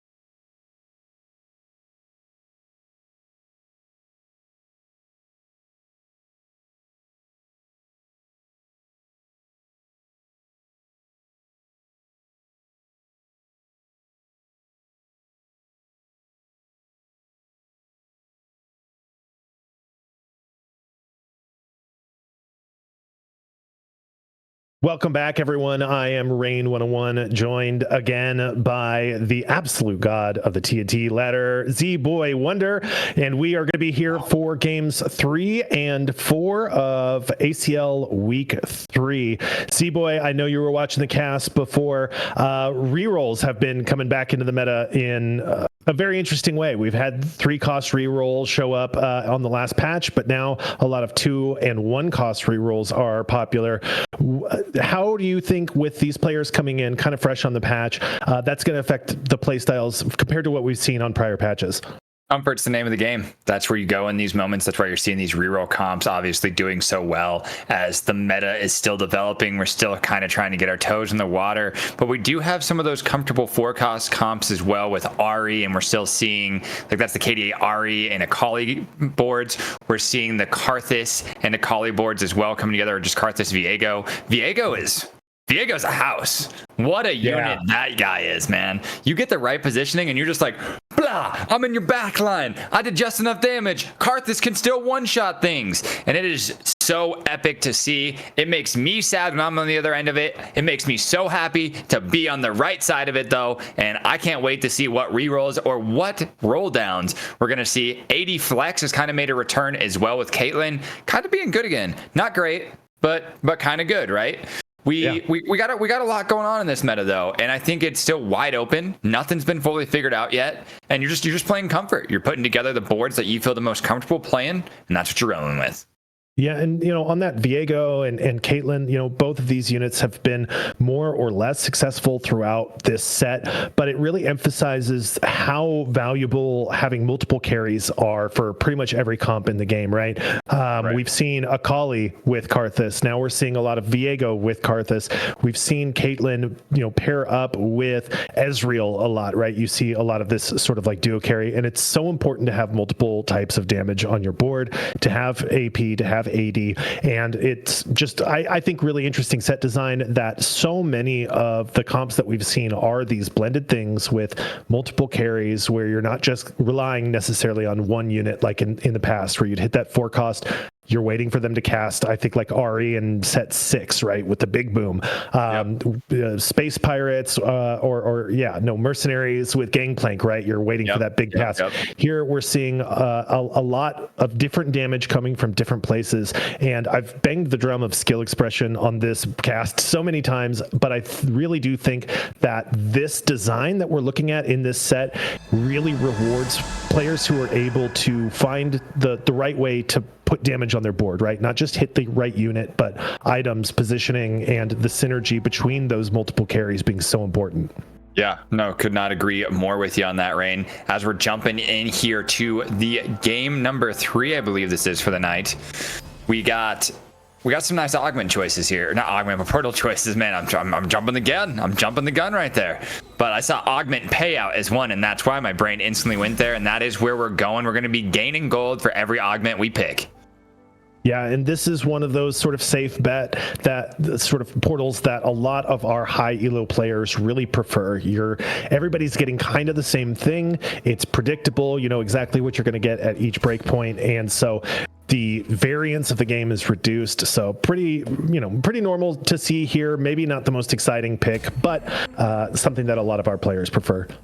Yes, absolutely. It gets you so much gold just by effectively playing the game, right? I mean, that extra 3 gold really does go so far for these players, and we're starting here with some okay items. You never really want to see the tank items if you're movie here, honestly. Doesn't give you the best sense of direction, but it does leave you flex. Does not have one of those chosens you want to see here with the return of Punk, or maybe we should say the emergence of Punk. Now Jinx is a real unit. Yeah, it hasn't been that way since the PBE, where she was maybe a little overtuned, and they've spent a little time pulling that back and working it the way back up incrementally. Here we see the pentakill Olaf with that Titans, which has been a really popular item combination. This Olaf reroll, one of the 1 costs that has emerged as well. I don't think until pretty recently anyone was playing it. From the PBE onward, it sort of like came out as something that people were sort of like experimenting with and playing with, and has been pretty successful at securing top 3 and even top 2 positions in a lot of lobbies that I've observed. Yes.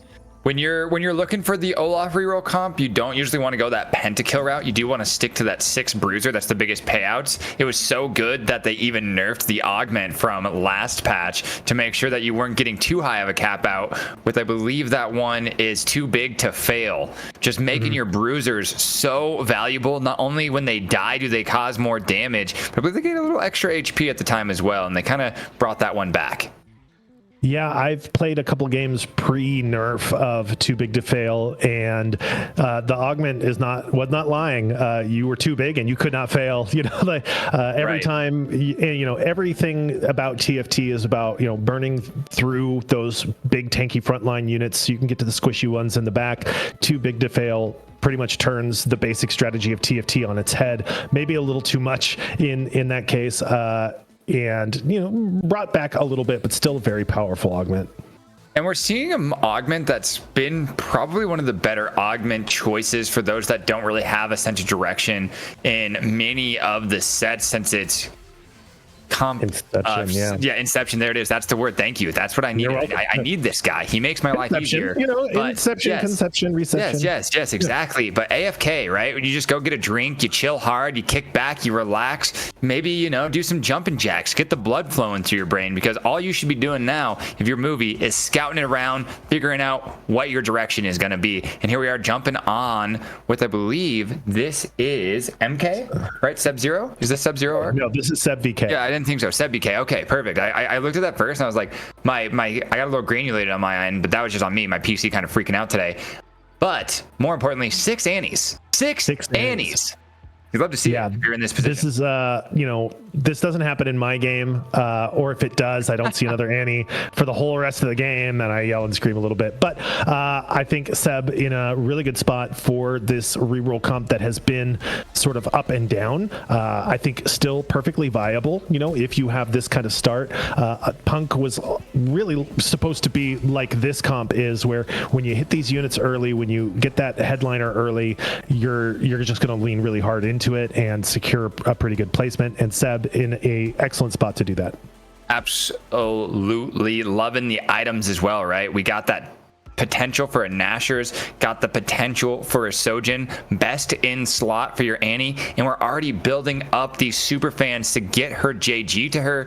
Was not able to kill any units here though, so that does hurt quite a bit. Is the lowest HP, which is not a bad thing going into carousel. You want to kind of be in that position, as it allows you to then go and pick which item you want the most, right? Getting that priority going into carousel is so important, especially in these high tier, high ELO lobbies.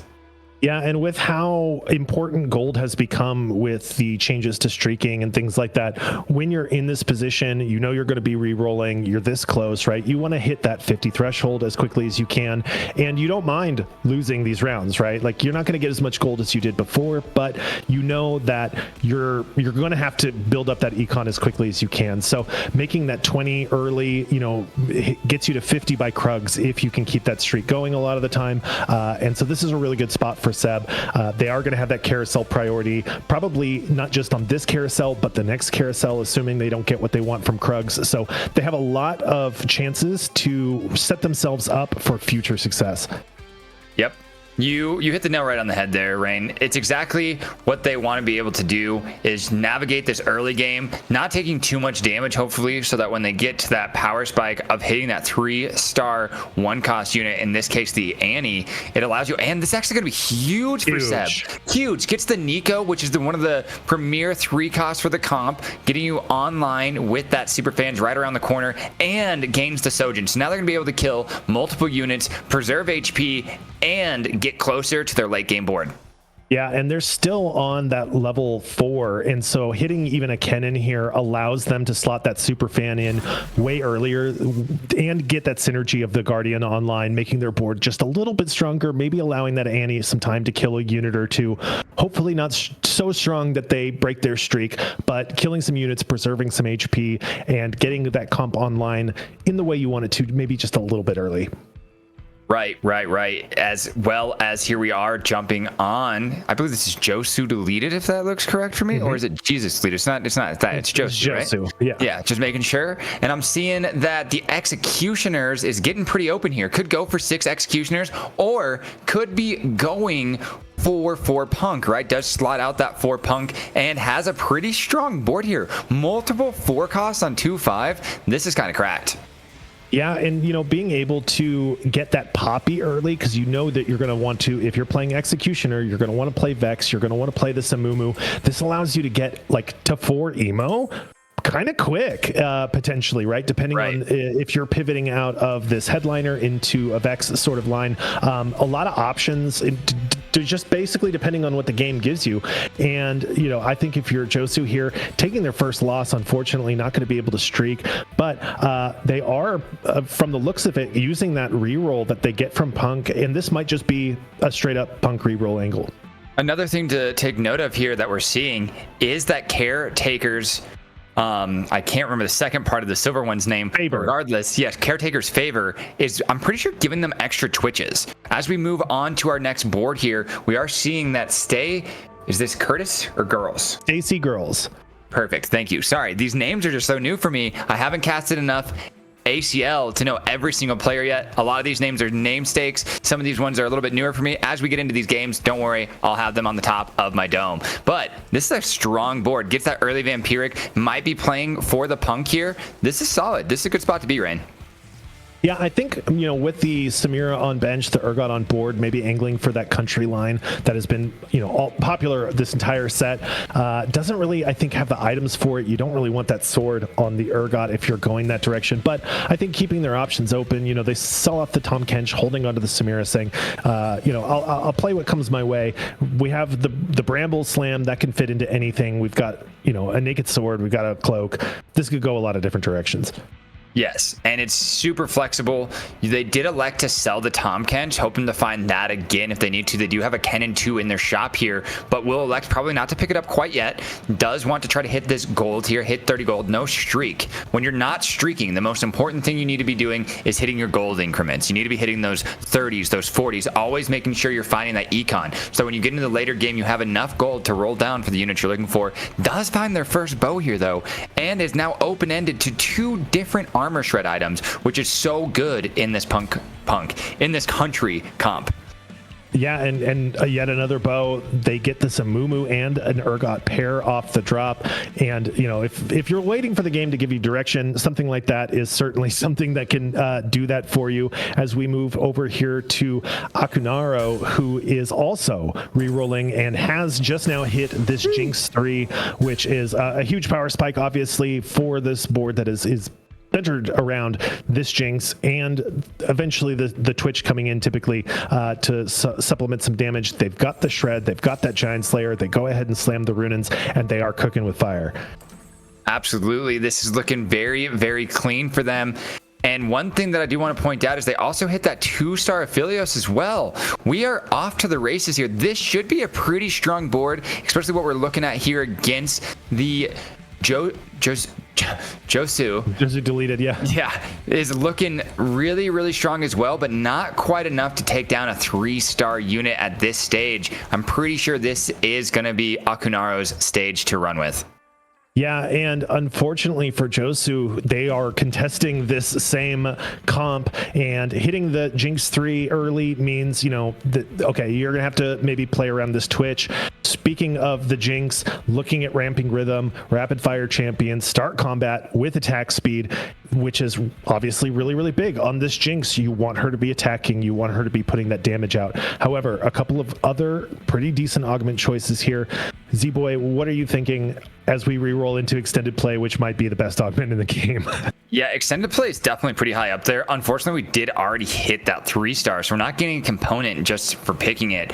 I think that we're going to pick Rampaging, and that's exactly, or Ramping, not Rampaging, but Ramping Rhythm, due to the fact that I just learned this myself, did a quick stat check. I'm sure that Akunaro did. It's a 4.17 on 3-2 for its current placements. Yeah, which is obviously a pretty decent number if you are looking to go on a rampage. And unfortunately, in the time that they took to figure out their augment choice, they did not scout the lobby and see that Zephyr, that Jinx was taken off of the table for the time being. But she is back. She's starting to ramp up. She was already ramped up already from the augment. However, has the Ahri on the other side. It does not look like it can punch through the upgrades to this board. Akunaro looking to streak straight through to the end of the stage. Yeah, Akunara, like we said, was just on a straight rampage here, ramping up with the rhythm. You're seeing why this Jinx unit is so premier this patch, looking so good in the meta. And now we are here jumping on with Movie again, and we see that Movie actually has elected to maybe go into a reroll composition here, is holding on to this Ahri as well.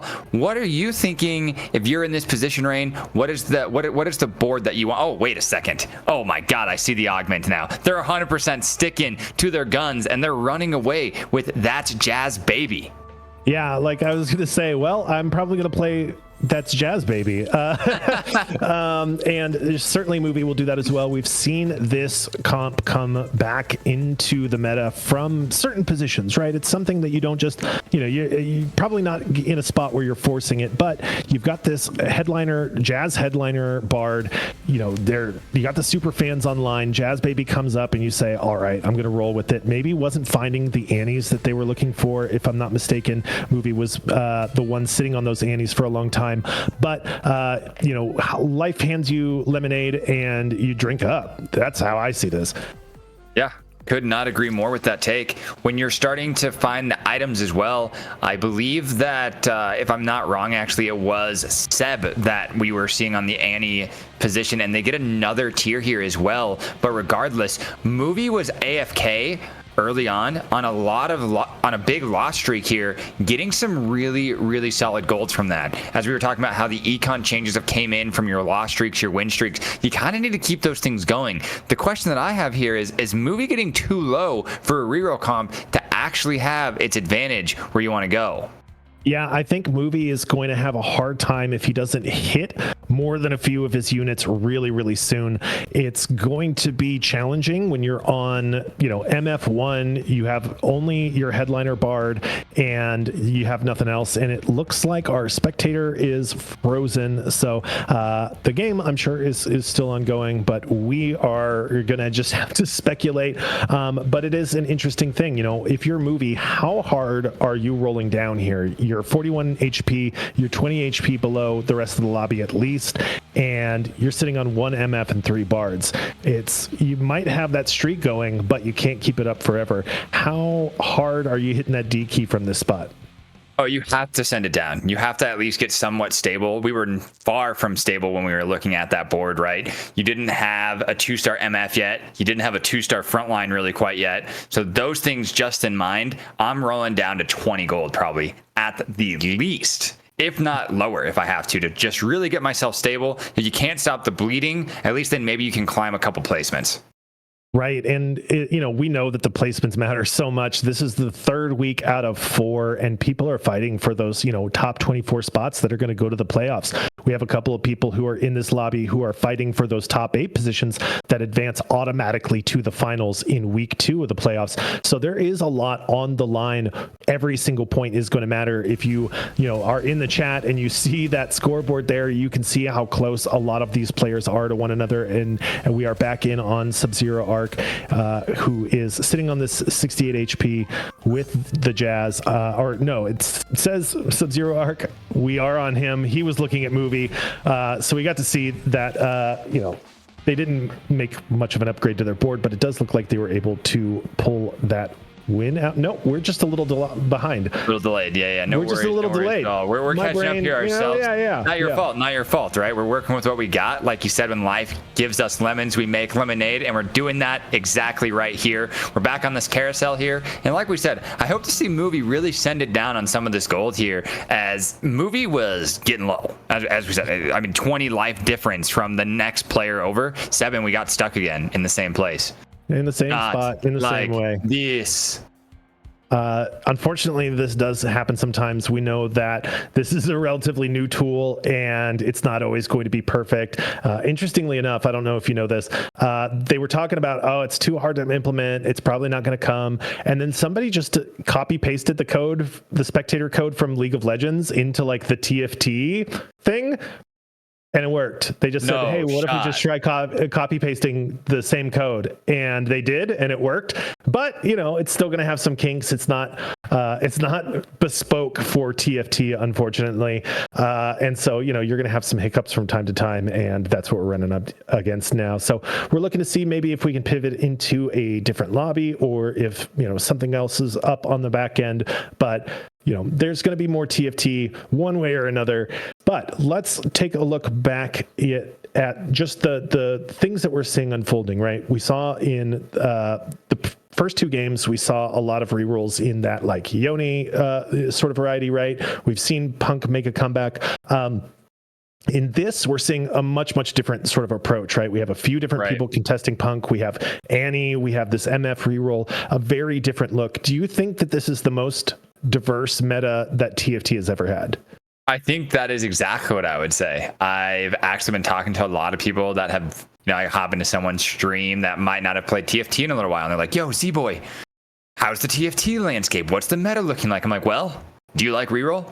Do you like forecast carries? How about just playing the game? Because that's what it feels like we're doing again. We're playing the dang game. And it feels so good to be in a place where it's not just one way is the right way or this way is the place that you need to be to actually have a shot, right? You can really flex through the game now. And say you find one of those really good shows in early, like we saw with the Jinx, boom, you're off to the races in Punked. Or say you find something like those early forecasts like we saw, boom, you're off to the races with Pentakill. Or with KDA. It's just a really fun and healthy environment. I think it's good not only for casuals, but also, I almost choked my own spit there. I thought I was going to die for a second. Hezekiah, please don't die on the broadcast. Yeah, right. We have problems enough. Right. Then I freeze, but I'm just like not freezing. I'm dying. That would have been awful. That would have been a yikes. That'd be terrible. Ray would be like, who do we call? At Lawrence. Like, we're looking for our producers to like see. I mean, eventually the Ghostbusters, right? We get you, we capture you, and then they just put you back on the cast as a ghost. Seems good to me. Yeah, who are you going to call? Man. That's such a good song, honestly. It really is. What a banger. I got so nostalgic right there. Back to TFT. I think one of the sort of interesting things that you point out is that, you know, it comes back to your knowledge of the game, right? Being able to see, okay, here's the items that I have. I can play certain lines. Here's the units that I'm finding. This opens up or closes doors. And one of the things that really truly separates the great players of this game from the rest of us is the ability to have that vision. You know, we were talking earlier in the broadcast, Crowan and Casanova, about Appies and how much he likes to cook. And one of the things I've always really admired about him when I've watched his stream is that vision. And I think this is a set that rewards having an open mind and having not too narrow a vision of what is possible, because you can cook up some really interesting things and make them work. And we've seen that time and time again. No, exactly. Having that ability, you've seen it with the greedy players like Setsuko and Dish Soap as well, and just really finding their own way to play this set, finding their own way to keep bringing those high level, high tier, and flexible plays. I think that's the name of the game in this set, is being flexible, just understanding where you want to take those items or take that gold. And, you know, just take that tempo as well. I mean, there's just so many things you can do. But more importantly, we're going to take a short break, and then we'll be back, hopefully, in not too long. But if it does persist with these technical difficulties we're dealing with, we'll see y'all for Game 4.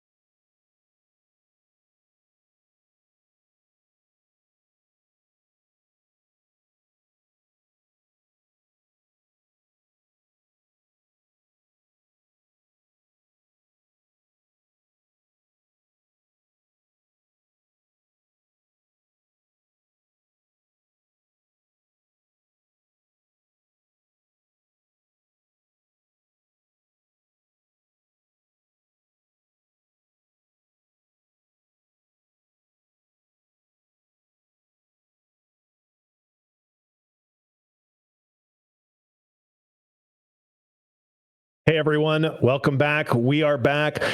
Had some technical difficulties on the back end that we were straightening out, and we are going to be switching lobbies here to our D2 lobby, which is Chaos, Appies, Brosif, Mikael, Tarzan, Bobster, Yip Yip, and Indy Alex. So that is what we have looking forward to look forward to in game 4 here of week 3. And Z-Boy Wonder, welcome back. How was your ramen? I didn't get to eat ramen yet because we came back so fast. These guys are too good at TFT, man. I just ate pretzels and a lot of Cheez-Its. So I'm feeling pretty good, though. I'm not going to lie. And I got the baked snacks in my belly. Sure. We're doing all right. We're doing all right. I can't get over the name Yip Yip because my brain just like went straight into ADD mode and just kept saying, hooray, hooray, hooray, like over and over again. I was like, dude, you think they like hooray? Like I was literally ready to just like steal the mic from me. Like, yeah, what do you know about Yip Yip, hooray? What do you know about that? What do you know about Yip Yip, Avatar, The Last Airbender? That's where my brain goes immediately. True. Is Live Avatar coming out soon? Yeah, and you know what? Honestly, it kind of looks pretty good. Like I'm not gonna lie. For TFT, and now we're taking over with freaking shows. Hey, you know when life is handing you lemons, you make orange juice sometimes. You know, just to mix things up a little bit. You gotta shake it up like a martini, right? Not always stirring. Sometimes you shake it. You shake it up. Gotta get there.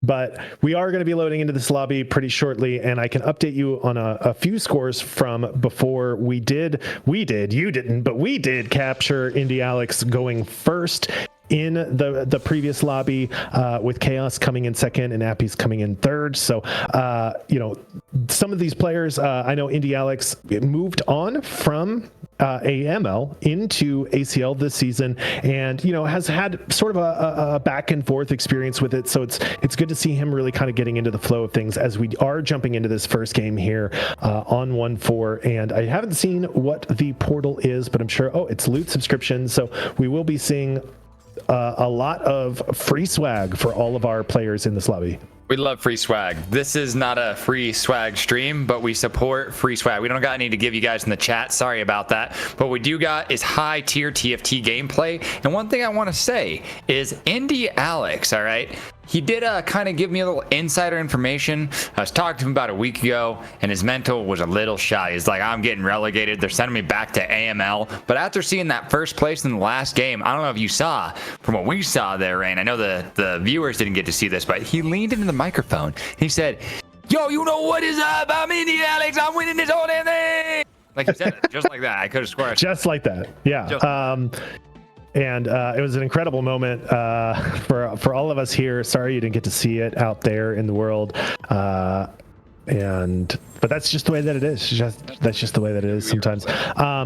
But yeah, Indy, coming up from AML, there's always like anytime you jump up to that next level, you're like, okay, am I going to be able to hang? Am I going to be able to keep up with the big boys? But that's the dream, right? Is getting into the spot and staying in the spot. So a lot to play for. And I think, we've seen from his seasons with AML that, he's perfectly capable of playing in these lobbies. He subbed in often for ACL, and most of the weeks where he subbed in, he'd go like 1-2, 1-1 and was the super sub. So very cool to see him really sort of like hanging with these guys in this highest league. He's been playing in these Aegis leagues for so long, and now we're looking at Bobster, another super cool guy who took Stars Are Born, able to hit these upgrades for cheap straight away, getting a lot of board strength when they hit the units that they're looking for.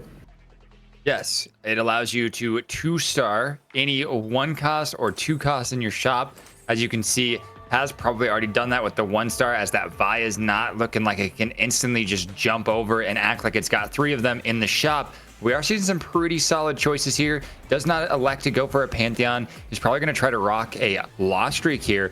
Does slam a Morello's though, and throws a sword over on to this here Lilia. Not used to seeing those items there on her, but Bobster knows what they're doing. They're trying to just kill some units, get some damage out there, but keep this Lost Streak alive, as Brosif's board is a terror over there. Learning, or what is that? Early Education, is that the name of that augment? Learning to spell, right? Learning to spell. That's right. I want to call it Early Education for some reason, because I feel like I'm gaining knowledge when I'm gaining damage for my AP units. Sure. You know, TFT, I got some great ideas over here. If you need some names for your augments, hit a boy up. That's what I'm here for. Looking at that board, we were just taking a look at. Seraphine jumps out to me as, you have Stars Are Born. You're maybe looking to hit that headliner. You instantly have 6 Seraphines plus 1 on your bench. In short order, you're going to be at 7 Seraphines without having to do too much. So something to keep an eye on. Keeping an eye here on Mikkel, who has this Mosher Vi online. Not a headliner we're used to seeing people take. Not for Punk, not for really anything. So an interesting direction here, just maybe taking the best headliner they could find, or maybe even angling in a different direction than I'm expecting. Yeah, that's a pretty interesting one, and I think it can pan out as we see quite a few Moshers on the bench as well. The rework for the Uragot has had some success. I wonder if this is just a different meta than what we're used to seeing in the NA ladder. That does not mean that this comp cannot be a dream come true, as we are seeing some crazy items coming down from that Scrappy, really using that augment to its full potential here. Yeah, and one comp that I've seen sort of in the last day or so making some waves is this Katarina reroll, which is, very item dependent. It's kind of like Jax or any other reroll comp, right? You're looking to save up gold. You're looking to get that carousel priority, get those best perfect items on your units, and be able to, roll it down and do big damage later on once you hit those big spikes. So worth thinking about here for Michael, whether that's the route they decide to take or if they're just trying to play tempo is anyone's guess. As speaking of Jax, here is that EDM headliner in that shop. That is a good spot to pivot to potentially as well, as they do pick it up instantly here, and does have only 1 glove right now, no rod, no tier, but is electing to just slam a sword here, preserve some more HP, and probably is just trying to continue, as we were talking about, use the scrappy inventions to really just get themselves to a nice streak. Already on that 3 streak, hoping to finish out with 5 through this first stage of the game.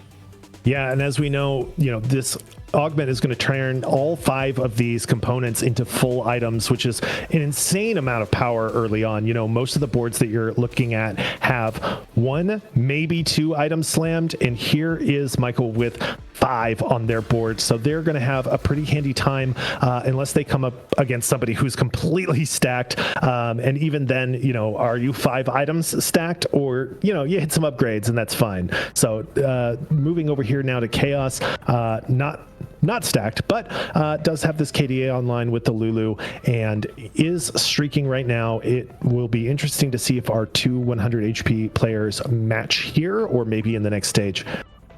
I really like what we're seeing here out of Chaos. This is a very flex position that they're playing. They not only have a JG, so we know that they're going to be going AP, but that was already going to be a thing with the augment they chose to take, with the needlessly large rod being what they have. And the more important thing, though, is so many 2-stars on that board. They have the ability to potentially go into a Lulu reroll, into a Seraphine reroll from this spot, and they can even stick to one of the 4-cost carries like Karthus or Ari. Yeah, and predicted it, and it came true. Here comes Chaos running into Michael there and taking the loss. Michael, the only player in the lobby streaking on the back of that scrappy inventions, and not to mention, a Poppy that they hit somehow on right after we switched from them. And now looking at Tarzan here, who has is rolling now for this Punk line. It does not have the headliner, does have upgrades to the Jinx and the Panth. And is gonna probably sit here and start to roll down on 3-1 with the ability to still be on 4 before they go to level 5. Does find 2 Yone though, and with these items, they could be thinking to pivot. No, sells him off instantly. Tarzan seems to be pretty committed to this line. I would have been thinking about it too, but you were talking about at the beginning of our section of the cast, right? It's about comfort, and the Punk line it hasn't seen a lot of action, but and here's the Punk headliner straight away, and now you're sitting on 7 Jinxes, huge hit for him, but As the loot subscription comes in, now you get the spat. You can look immediately at going 6 punk, which is massive. He rolls on 4, on 3-1, doesn't spend that much gold, hits the Jinx 3, slams the Rage Blade, and Tarzan, oh boy, he is, like we saw previously, in a position to absolutely stomp this stage.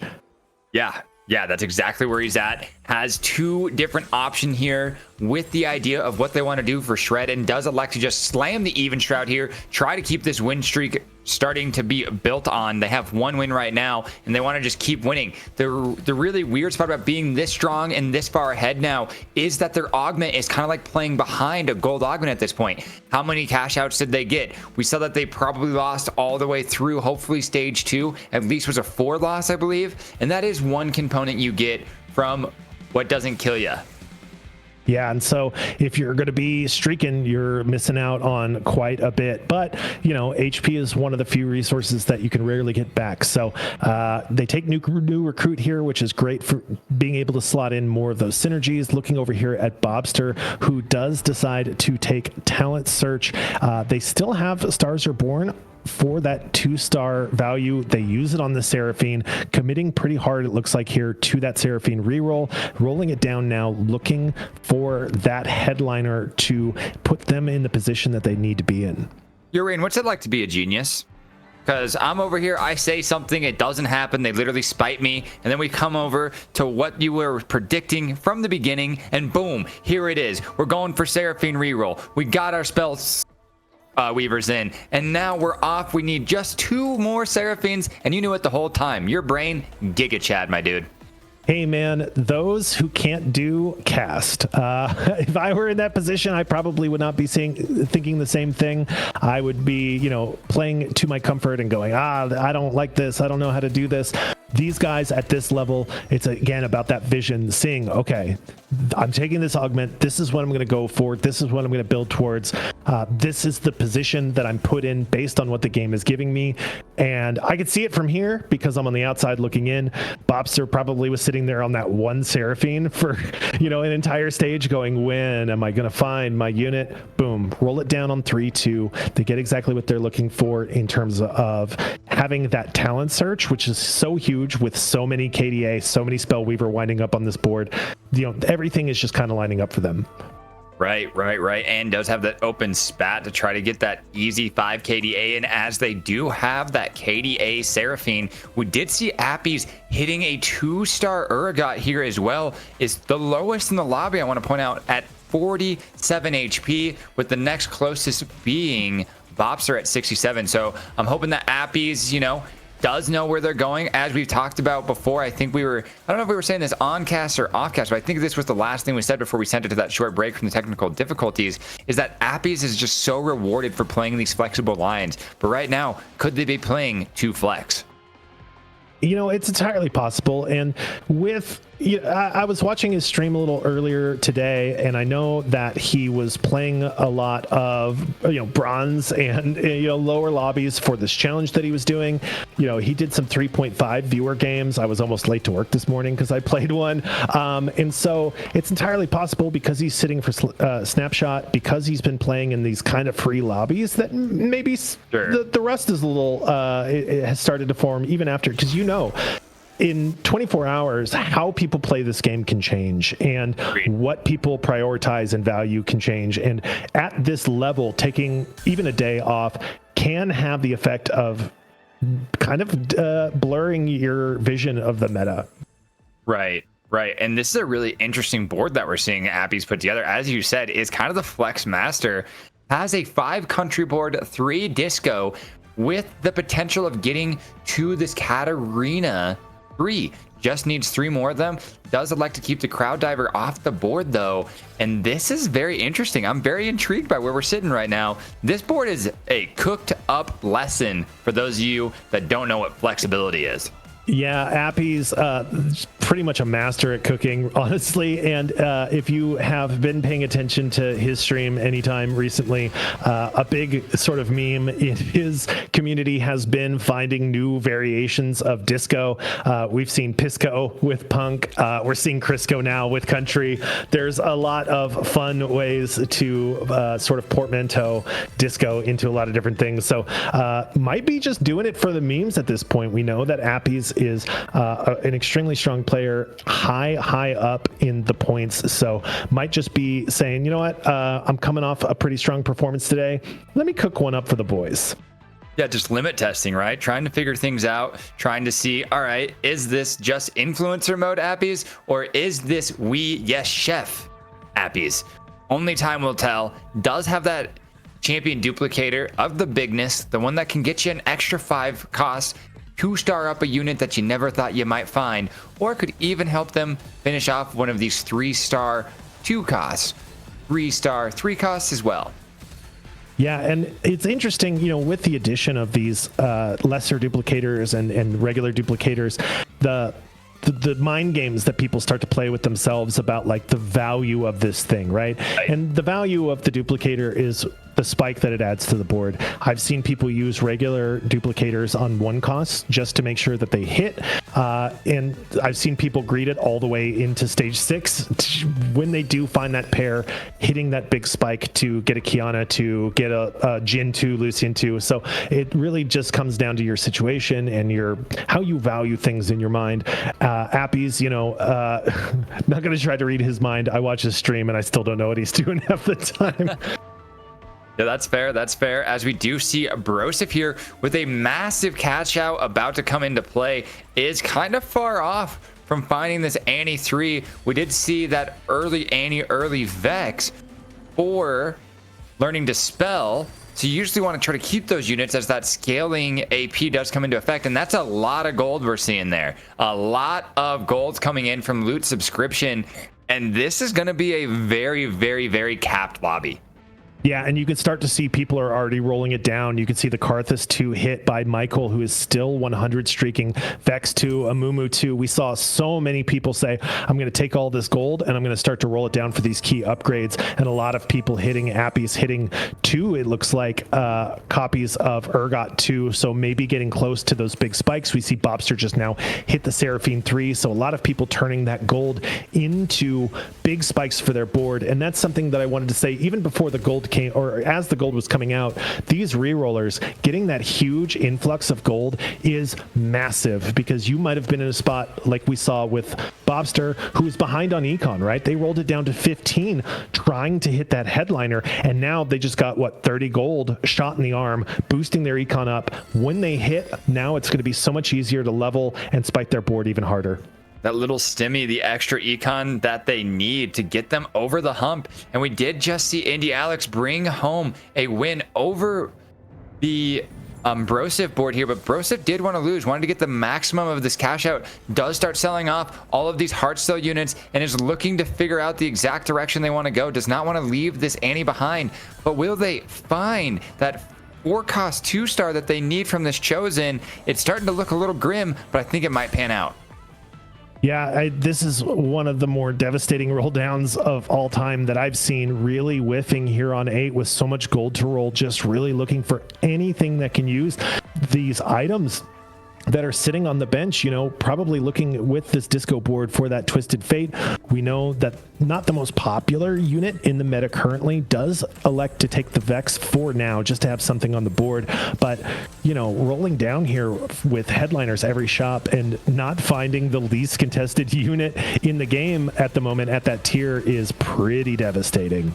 Yeah, that's just heartbreaking, but it's all right. It does seem that Broseph was able to put together a pretty strong board here, taking down multiple 4-cost and able to stay alive a little bit longer, keeping this life in check. Is at 24 though, so that is not very much to work with. Does find a Ziggs though. That is an absolute huge play, huge find really, should I be saying. And they will now have 3 binary items coming into play as well. Yeah, massive hit here to be able to slot this Jinx, or excuse me, this Ziggs onto the board. My brain started going into Rebels mode for some reason. That's a whole different set. But this Ziggs, a big spike when they're able to get it onto the board, but it does rely on hitting this headliner that is going to bring value. We've got this dead spat, right? They made the Heartsteel spat, never were able to get to 5, didn't quite hit the number they were looking for, right? Headliner with that same loss streak might have gotten them to 400, which is obviously a much huger cash out. Still, like you said, in a pretty decent spot here, coming up against this Seraphine. The frontliners are still alive. The Lulu CC giving quite a bit of sustain to this board, but Seraphine hanging on with a sliver of health is able to pull it off. Bobster pushing Broseph down to 13 here on stage 4. Also, Yip Yip joining Broseph down there on about 1 life. Could take a good loss in this next round and stay alive at literally 1 HP. But Broseph, this is your time to shine. This is where you need to hit your units. This is where you need to make your final stand. It is 13 HP standing between you and an 8th place. Yeah, and you know, depending on how this matchmaking pans out, if they're able to find these upgrades, if they're able to find this headliner that they're looking for with a little infusion of gold, then they have the possibility of matching up into Yip Yip and taking at least a 7th, right? Knocking someone out in that position. They do sell off the headliner. They're rolling it down again. We have the wrong version of Lux, if that's the way you wanted to go. Bruiser Zach we're staring at. We have the Twisted Fate, but it's just a Twisted Fate. It's not the headliner that you're really looking for, so he slots that in. What's going to happen next? Are we going to keep rolling? Are we going to cross our fingers and hope for the best? Ziggs still chilling here on the board. We do get that 5 disco in.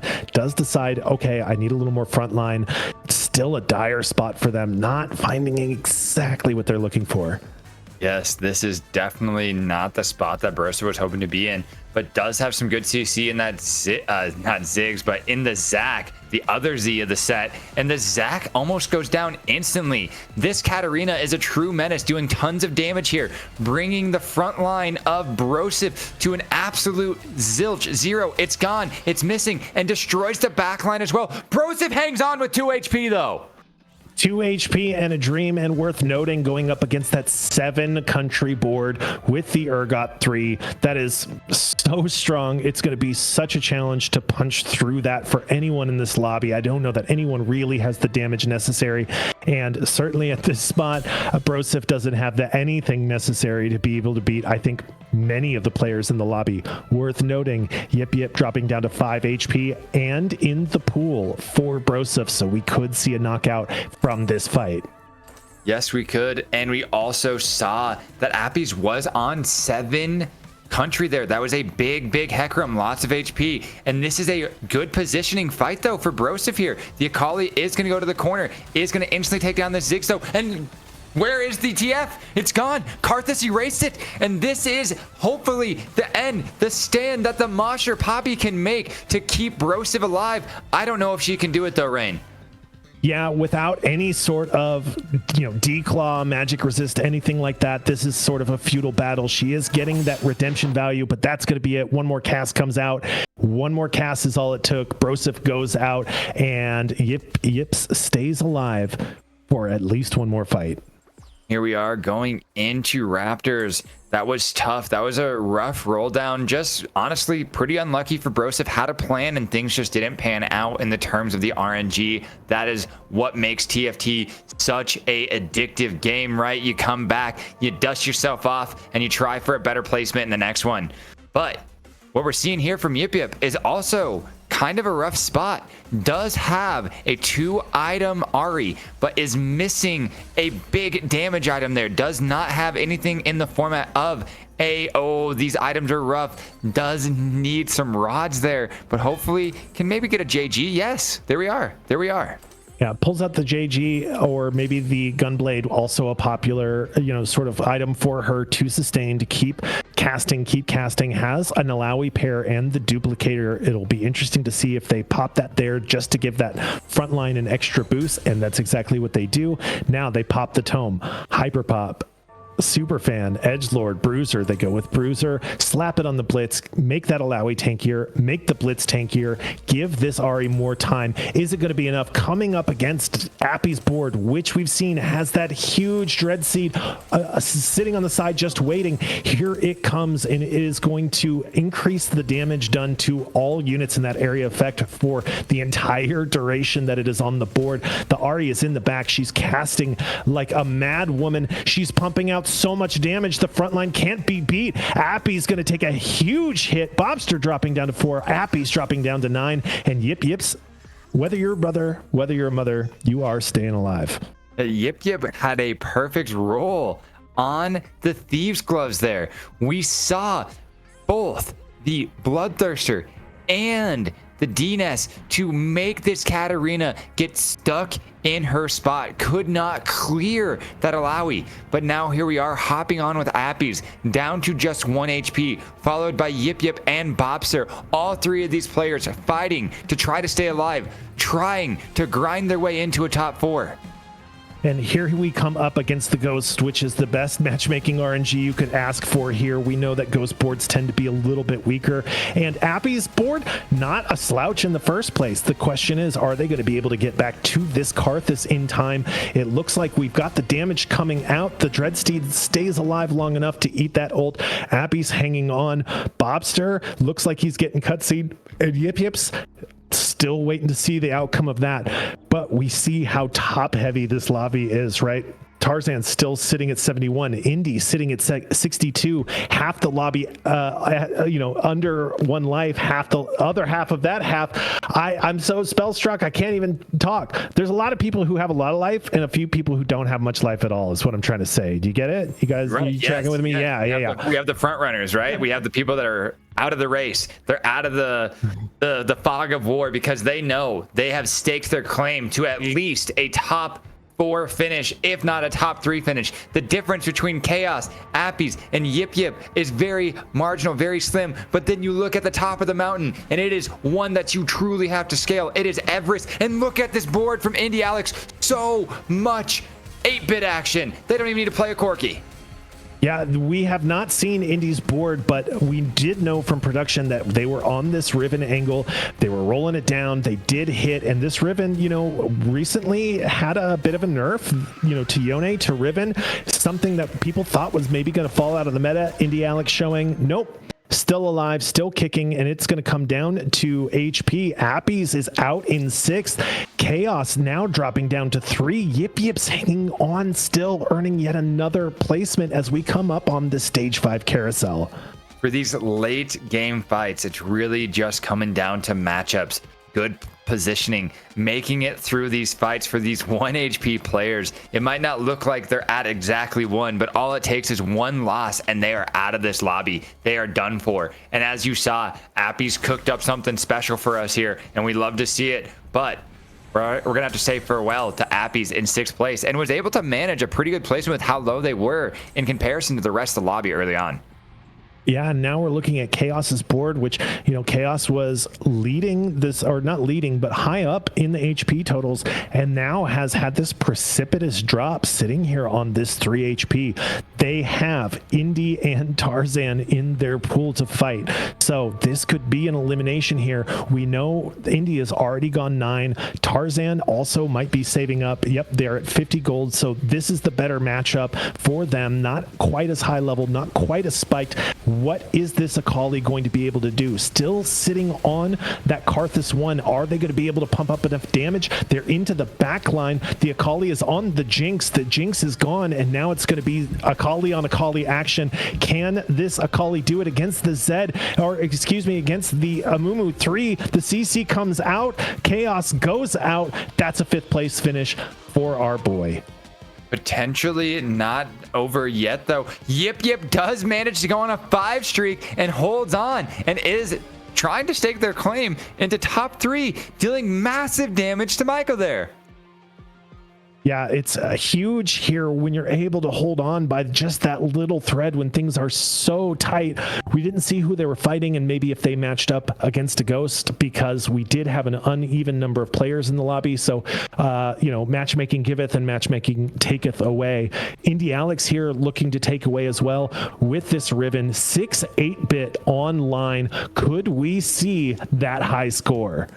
We very well could. We are getting closer and closer to it. Insert coin helping with that as well. Is getting back HP from Tiniest Titans. This is a very strong spot. Indie Alex came in with the game plan, as you saw, as soon as they took their first augment of the game, and has not turned back. This board is very, very strong. This Caitlyn doing massive damage, but it might not be enough to take it down. Yip Yip's board, as we saw, this Ahri has been an absolute menace. Yeah, and for Indie Alex, you have to think that's fine. I've got 57 HP. I've got Tiniest Titans. I've got this Kane maybe earning me a little bit of HP as well. And I'm chasing that high score. We know that the cash out for the high score is insane. You're getting gold every second. You're getting champion duplicators handed to you. You're getting all sorts of stuff just given to you from that arcade machine. So, okay, this game takes a little longer. That just means I have better chances of winning. If I beat you, I beat you. If I don't beat you, I still beat you. I'm 67 gold. I'm going to 10. You can't stop me. Let's see how it shakes out. It will be really exciting to see that in our final game if he's able to hold on long enough. Now looking at Michael, who was sitting at the top of the leaderboard, was on Mr. 100 for quite some time, has also had their own drop, but pushed to level 9, looking for these key upgrades, has 8 pentakill online, has the force, I was going to say Fawn, Force of Nature, the Tactician's Crown on bench, and is in a spot here where they're looking pretty strong. Yeah, finally sitting at level 9. Players are starting to join Indie Alex up here. But Michael does go into a bad spot. This positioning is great for Indie Alex's Riven. Dashes straight back to that Karthus, and boom, it's gone. Erased from the board. And down goes the rest of this front line of the pentakill. And as you see, this Riven is not messing around, and she is going to fend down this Poppy as well. Michael, that was almost a great stand, but the Riven had perfect dashing. This edgelord stuff is just so crazy to see, Rain. Speaking of perfect stands, the miracle run is over. Yip Yip's going out in 4th place there, which, you have to be happy about if you're in this spot. But looking at Tarzan, we saw them hit this Jinx really early, which meant, especially with that stimulus, they could push levels really hard. One of the challenges of rerolls is that you're spending so much gold while everybody else is going fast. But you're getting a bunch of gold. You get to go fast. You hit everything early. And now we're seeing the Giga Cap coming up for Tarzan, coming up against Indie Alex, who did push 10 here.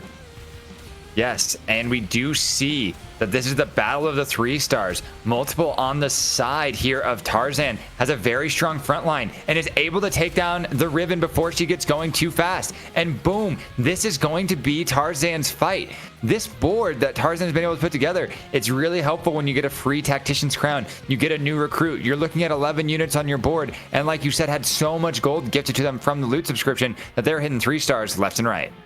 Yeah, and they got this 6 punk online. We don't know how many stacks they have, but I would imagine at this point it's a bunch. They've got the champion duplicator sitting on their bench for when they hit maybe this Yorick pair. They could use it on the Lucian right now and get that spike if they wanted. Look at this front line. Absolutely absurd. This is going to be a really challenging board for everyone in the lobby. Coming back here to Michael, who does have this Karthus online, but are going to be able to punch through, still sitting on 9 pentakill. Is on the right side this time, though, to make this fight go in their favor. And we do see that the Riven is going to have a hard time getting to this Karthus. Karthus with that emo spat does start casting that much faster every time a unit goes down, getting more mana. But this Riven is just too strong, too much MR. And down goes Michael yet again to Indie Alex. We are getting close to that cash out rain. I can't wait to see it. It's going to be massive, I think. And, Michael here has to be praying for a pentakill spat to be able to get to that next plateau. We know 10 pentakill is a huge spike. Unfortunately, there's not one for them there. They are going to take the hand of justice. This is a chase trait that we know can absolutely wreck the balance of this lobby if they're able to hit it. But unfortunately, unless they're getting it from a tome here or something like that, it's going to be a really challenging sort of situation for them, as we're coming back to Indy, who is at 331,000 out of the 345,000 that they need after this fight. Almost certainly they'll be at that spot with the overkill that this Riven is doing. I think we're going to see that cash out. It's going to be awesome. Oh, there's no doubt about it. They just got the IE to go on to the Caitlyn, which is going to add even more damage to get that high score. The thing that I've been wondering, are they going to elect to move in this Sona too? They're looking at 5 edgelords still, though, which is quite a bit of attack speed for your edgelords. Dipping down below that could be a little fearful, but I mean, I think that they're up against a Ghost as well, so this is a really good limit test. Yeah, and you know what? The option with this cash out is to go for that 3-star 5 cost. It's entirely possible they're just holding 5 costs because they're going to get literally infinity gold here. They can roll as much as they want on level 10 with those odds, and we might be seeing the most capped board you've ever seen in Teamfight Tactics. Let's see it. Here it goes. That arcade machine is going nuts. Here comes the gold. It's going crazy. Even more gold. Another Tactician's Crown comes in. And boom, the Sona is now available online. So much gold. This is crazy. And we're getting even closer to Caitlyn 3 just like that. Picking up the Alawi. Why not? Pick up this. Why not? Pick up that. Why not? We've got the Ziggs 2. Slot that in there. Why not? Hold on to some Kianas. Viego 2. Why not? Kiana 2. Why not? Another tack crown? Throw another thing in. We might get to the point where literally every single hex on this board is taken. Mom, get the camera. That's all I can say. We're this close to seeing a 3-star 5 cost. Indy Alex is in control of this game. Might be losing this fight, but is not too low to be able to find their way to the top. So many units are coming in for them. So much gold is coming into their back pocket. They have 84 gold right now. It is 6-7. 6-7, Rain. And they've got another champion duplicator. They've slotted in this Sona. They're really getting very, very close. And again, you can see it's just churning it out. So, it might throw another duplicator out there and just make this easy for them. Holding on to the Alawis, holding on to just whatever 5 stars they can. Because, hey, guess what? Normally, you're not rolling during neutrals, but you can. The thing is just giving you infinity everything. So why not roll? You're still sitting here at 84 HP, rolling every second, getting closer to the Kiana. Sona 3 is on the board. And you know what? Why stop there? If it's just going to feed you gold, let it feed you gold. Why not a Ziggs 3? Why not a Kiana 3? What is it going to be? Kiana 3's right around the corner. They went past it. They went past the Kiana there, unfortunately. They were one off, and they would have had it. Oh, my God. There's so much gold. I would be losing my mind. I'm dizzy for them. Yeah, you want to talk about a Heartsteel cash out kind of throwing you for a loop. Let's talk about 6-8-bit cash out. We have 3 duplicators. You can basically just make whatever you want from this spot. The point, really, it's just about your bench space. What can you actually do from here? We did hit the Caitlyn 3. She's just going to burn through. We did hit the Sona 3. Go figure. She's just going to burn through. Michael, unfortunately, matchmaking into this board is going to take Infinite. They are out in 3rd place. It is Tarzan against literally the world at this point. There is no stopping it. It's just a matter of how stacked can this board get. There is so much gold coming out of this arcade machine. It is endless. Look at the 3-star Ziggs. Just start taking units off. Put in better ones. That's what this game's about. Kane 3. Ziggs 3. We almost got Kiana 3. We got a Caitlyn 3. 3 costs, 5 costs, 4 costs. It doesn't matter. We 3-star it all here. This is Aegis TFT, baby. 4 4 champion duplicators on bench. After all of that, did not need to use the champion duplicators to hit any of these huge upgrades. And because of the way that the thing be, Tarzan is not allowed to forfeit from this spot. So we're going to get to watch this whole game play out. Oftentimes what you'll see in this situation is someone said, oh, okay, all right, yeah, we get it. You got enough. How many can you do? But unfortunately for Tarzan, fortunately for us, they have to sit here and watch this Jin 4, Ziggs 3, Sona 3, Kane 3. Oh, and by the way, Caitlyn 3. Oh, and by the way, Riven 3. And by the way, I'm making more gold than I can spend. Oh, by the way, I have champion duplicators. I don't think I need them. Tarzan might be hanging on to some stuff. It doesn't really matter. Indy just rolling for fun at this point. And we're going to come into this fight, which is a foregone conclusion. And, you know, sell your Yorick. You know, Tarzan, just sell your Yorick. Let's see it. Unit does more damage? That's really what I want to know. Can we see the damage charts over there? What unit does the most damage there? Is it the Kane? Is it the Sun? It's the Kane. Not even the 4-star Jin. Look at all these dupes on the freaking bench over there. What a crazy game that we saw from our boy Indy Alex. We saw a little summer camp boxing match. There's going to be some choice words in the study group chat tonight. And our production is saying that literally every legendary was out of the pool at that point. So he was just rolling to roll. There was literally no more legendaries he could hit. It was all taken. At that point, you're like, TF3, RE3, why not? What an absolute stunner of a game. Living the dream, Indy Alex. Going back-to-back first place here in ACL. We were talking at the beginning about how, you know, he maybe felt like he was underperforming, maybe was having some nerves. Talk about a turnaround. Indy Alex absolutely banging it out in back-to-back games today. Yeah, if him talking into the mic at the end of game 3 wasn't enough for y'all, I'm guaranteeing you right now, if we were on his stream, seeing his cam on broadcast, Indy Alex was standing up, just saying, yeah, Tarzan, I got you, punk, and just losing his mind. I'm losing my mind right now. That was one of the coolest things I've seen all set long. All set Absolutely. long. I had my tools out. Yeah. Epic. I've seen I've hit one 3-star 5 cost. Indy Alex hitting like what 4 or 5 right there, utterly insane. I can't wait to jump into the summer camp and razz everyone a little bit and hear the smack talking. So without any further ado, I'm Rain101. You can find me here on Twitch at Rain101 and everywhere else at Rain101 or Rain101 TV. I'm active on Twitter. I'm active on YouTube. I've got multiple accounts there. I make TFT parody songs and all sorts of stuff. Go check them out. Z-Boy Wonder, how about you? Where can people find you? Yeah, they can find me at Rain. Oh, I'm just kidding. I'm Z-Boy Wonder. You can find me at Z-Boy Wonder on Twitch, Z-Boy Wonder on all of your social platforms, Instagram, TikTok, YouTube, wherever you want to find content about TFT, maybe some first-person shooter action out there as well. Might dip my toes in Tekken 8. That game looks pretty lit. I don't know. But what I do know is I hope to catch you all for the next cast here on Aegis TFT. If you enjoyed that gameplay, you enjoyed the hype casting that we bring to the table, be sure to hit that follow button, and we'll see you all again tomorrow for some AML action.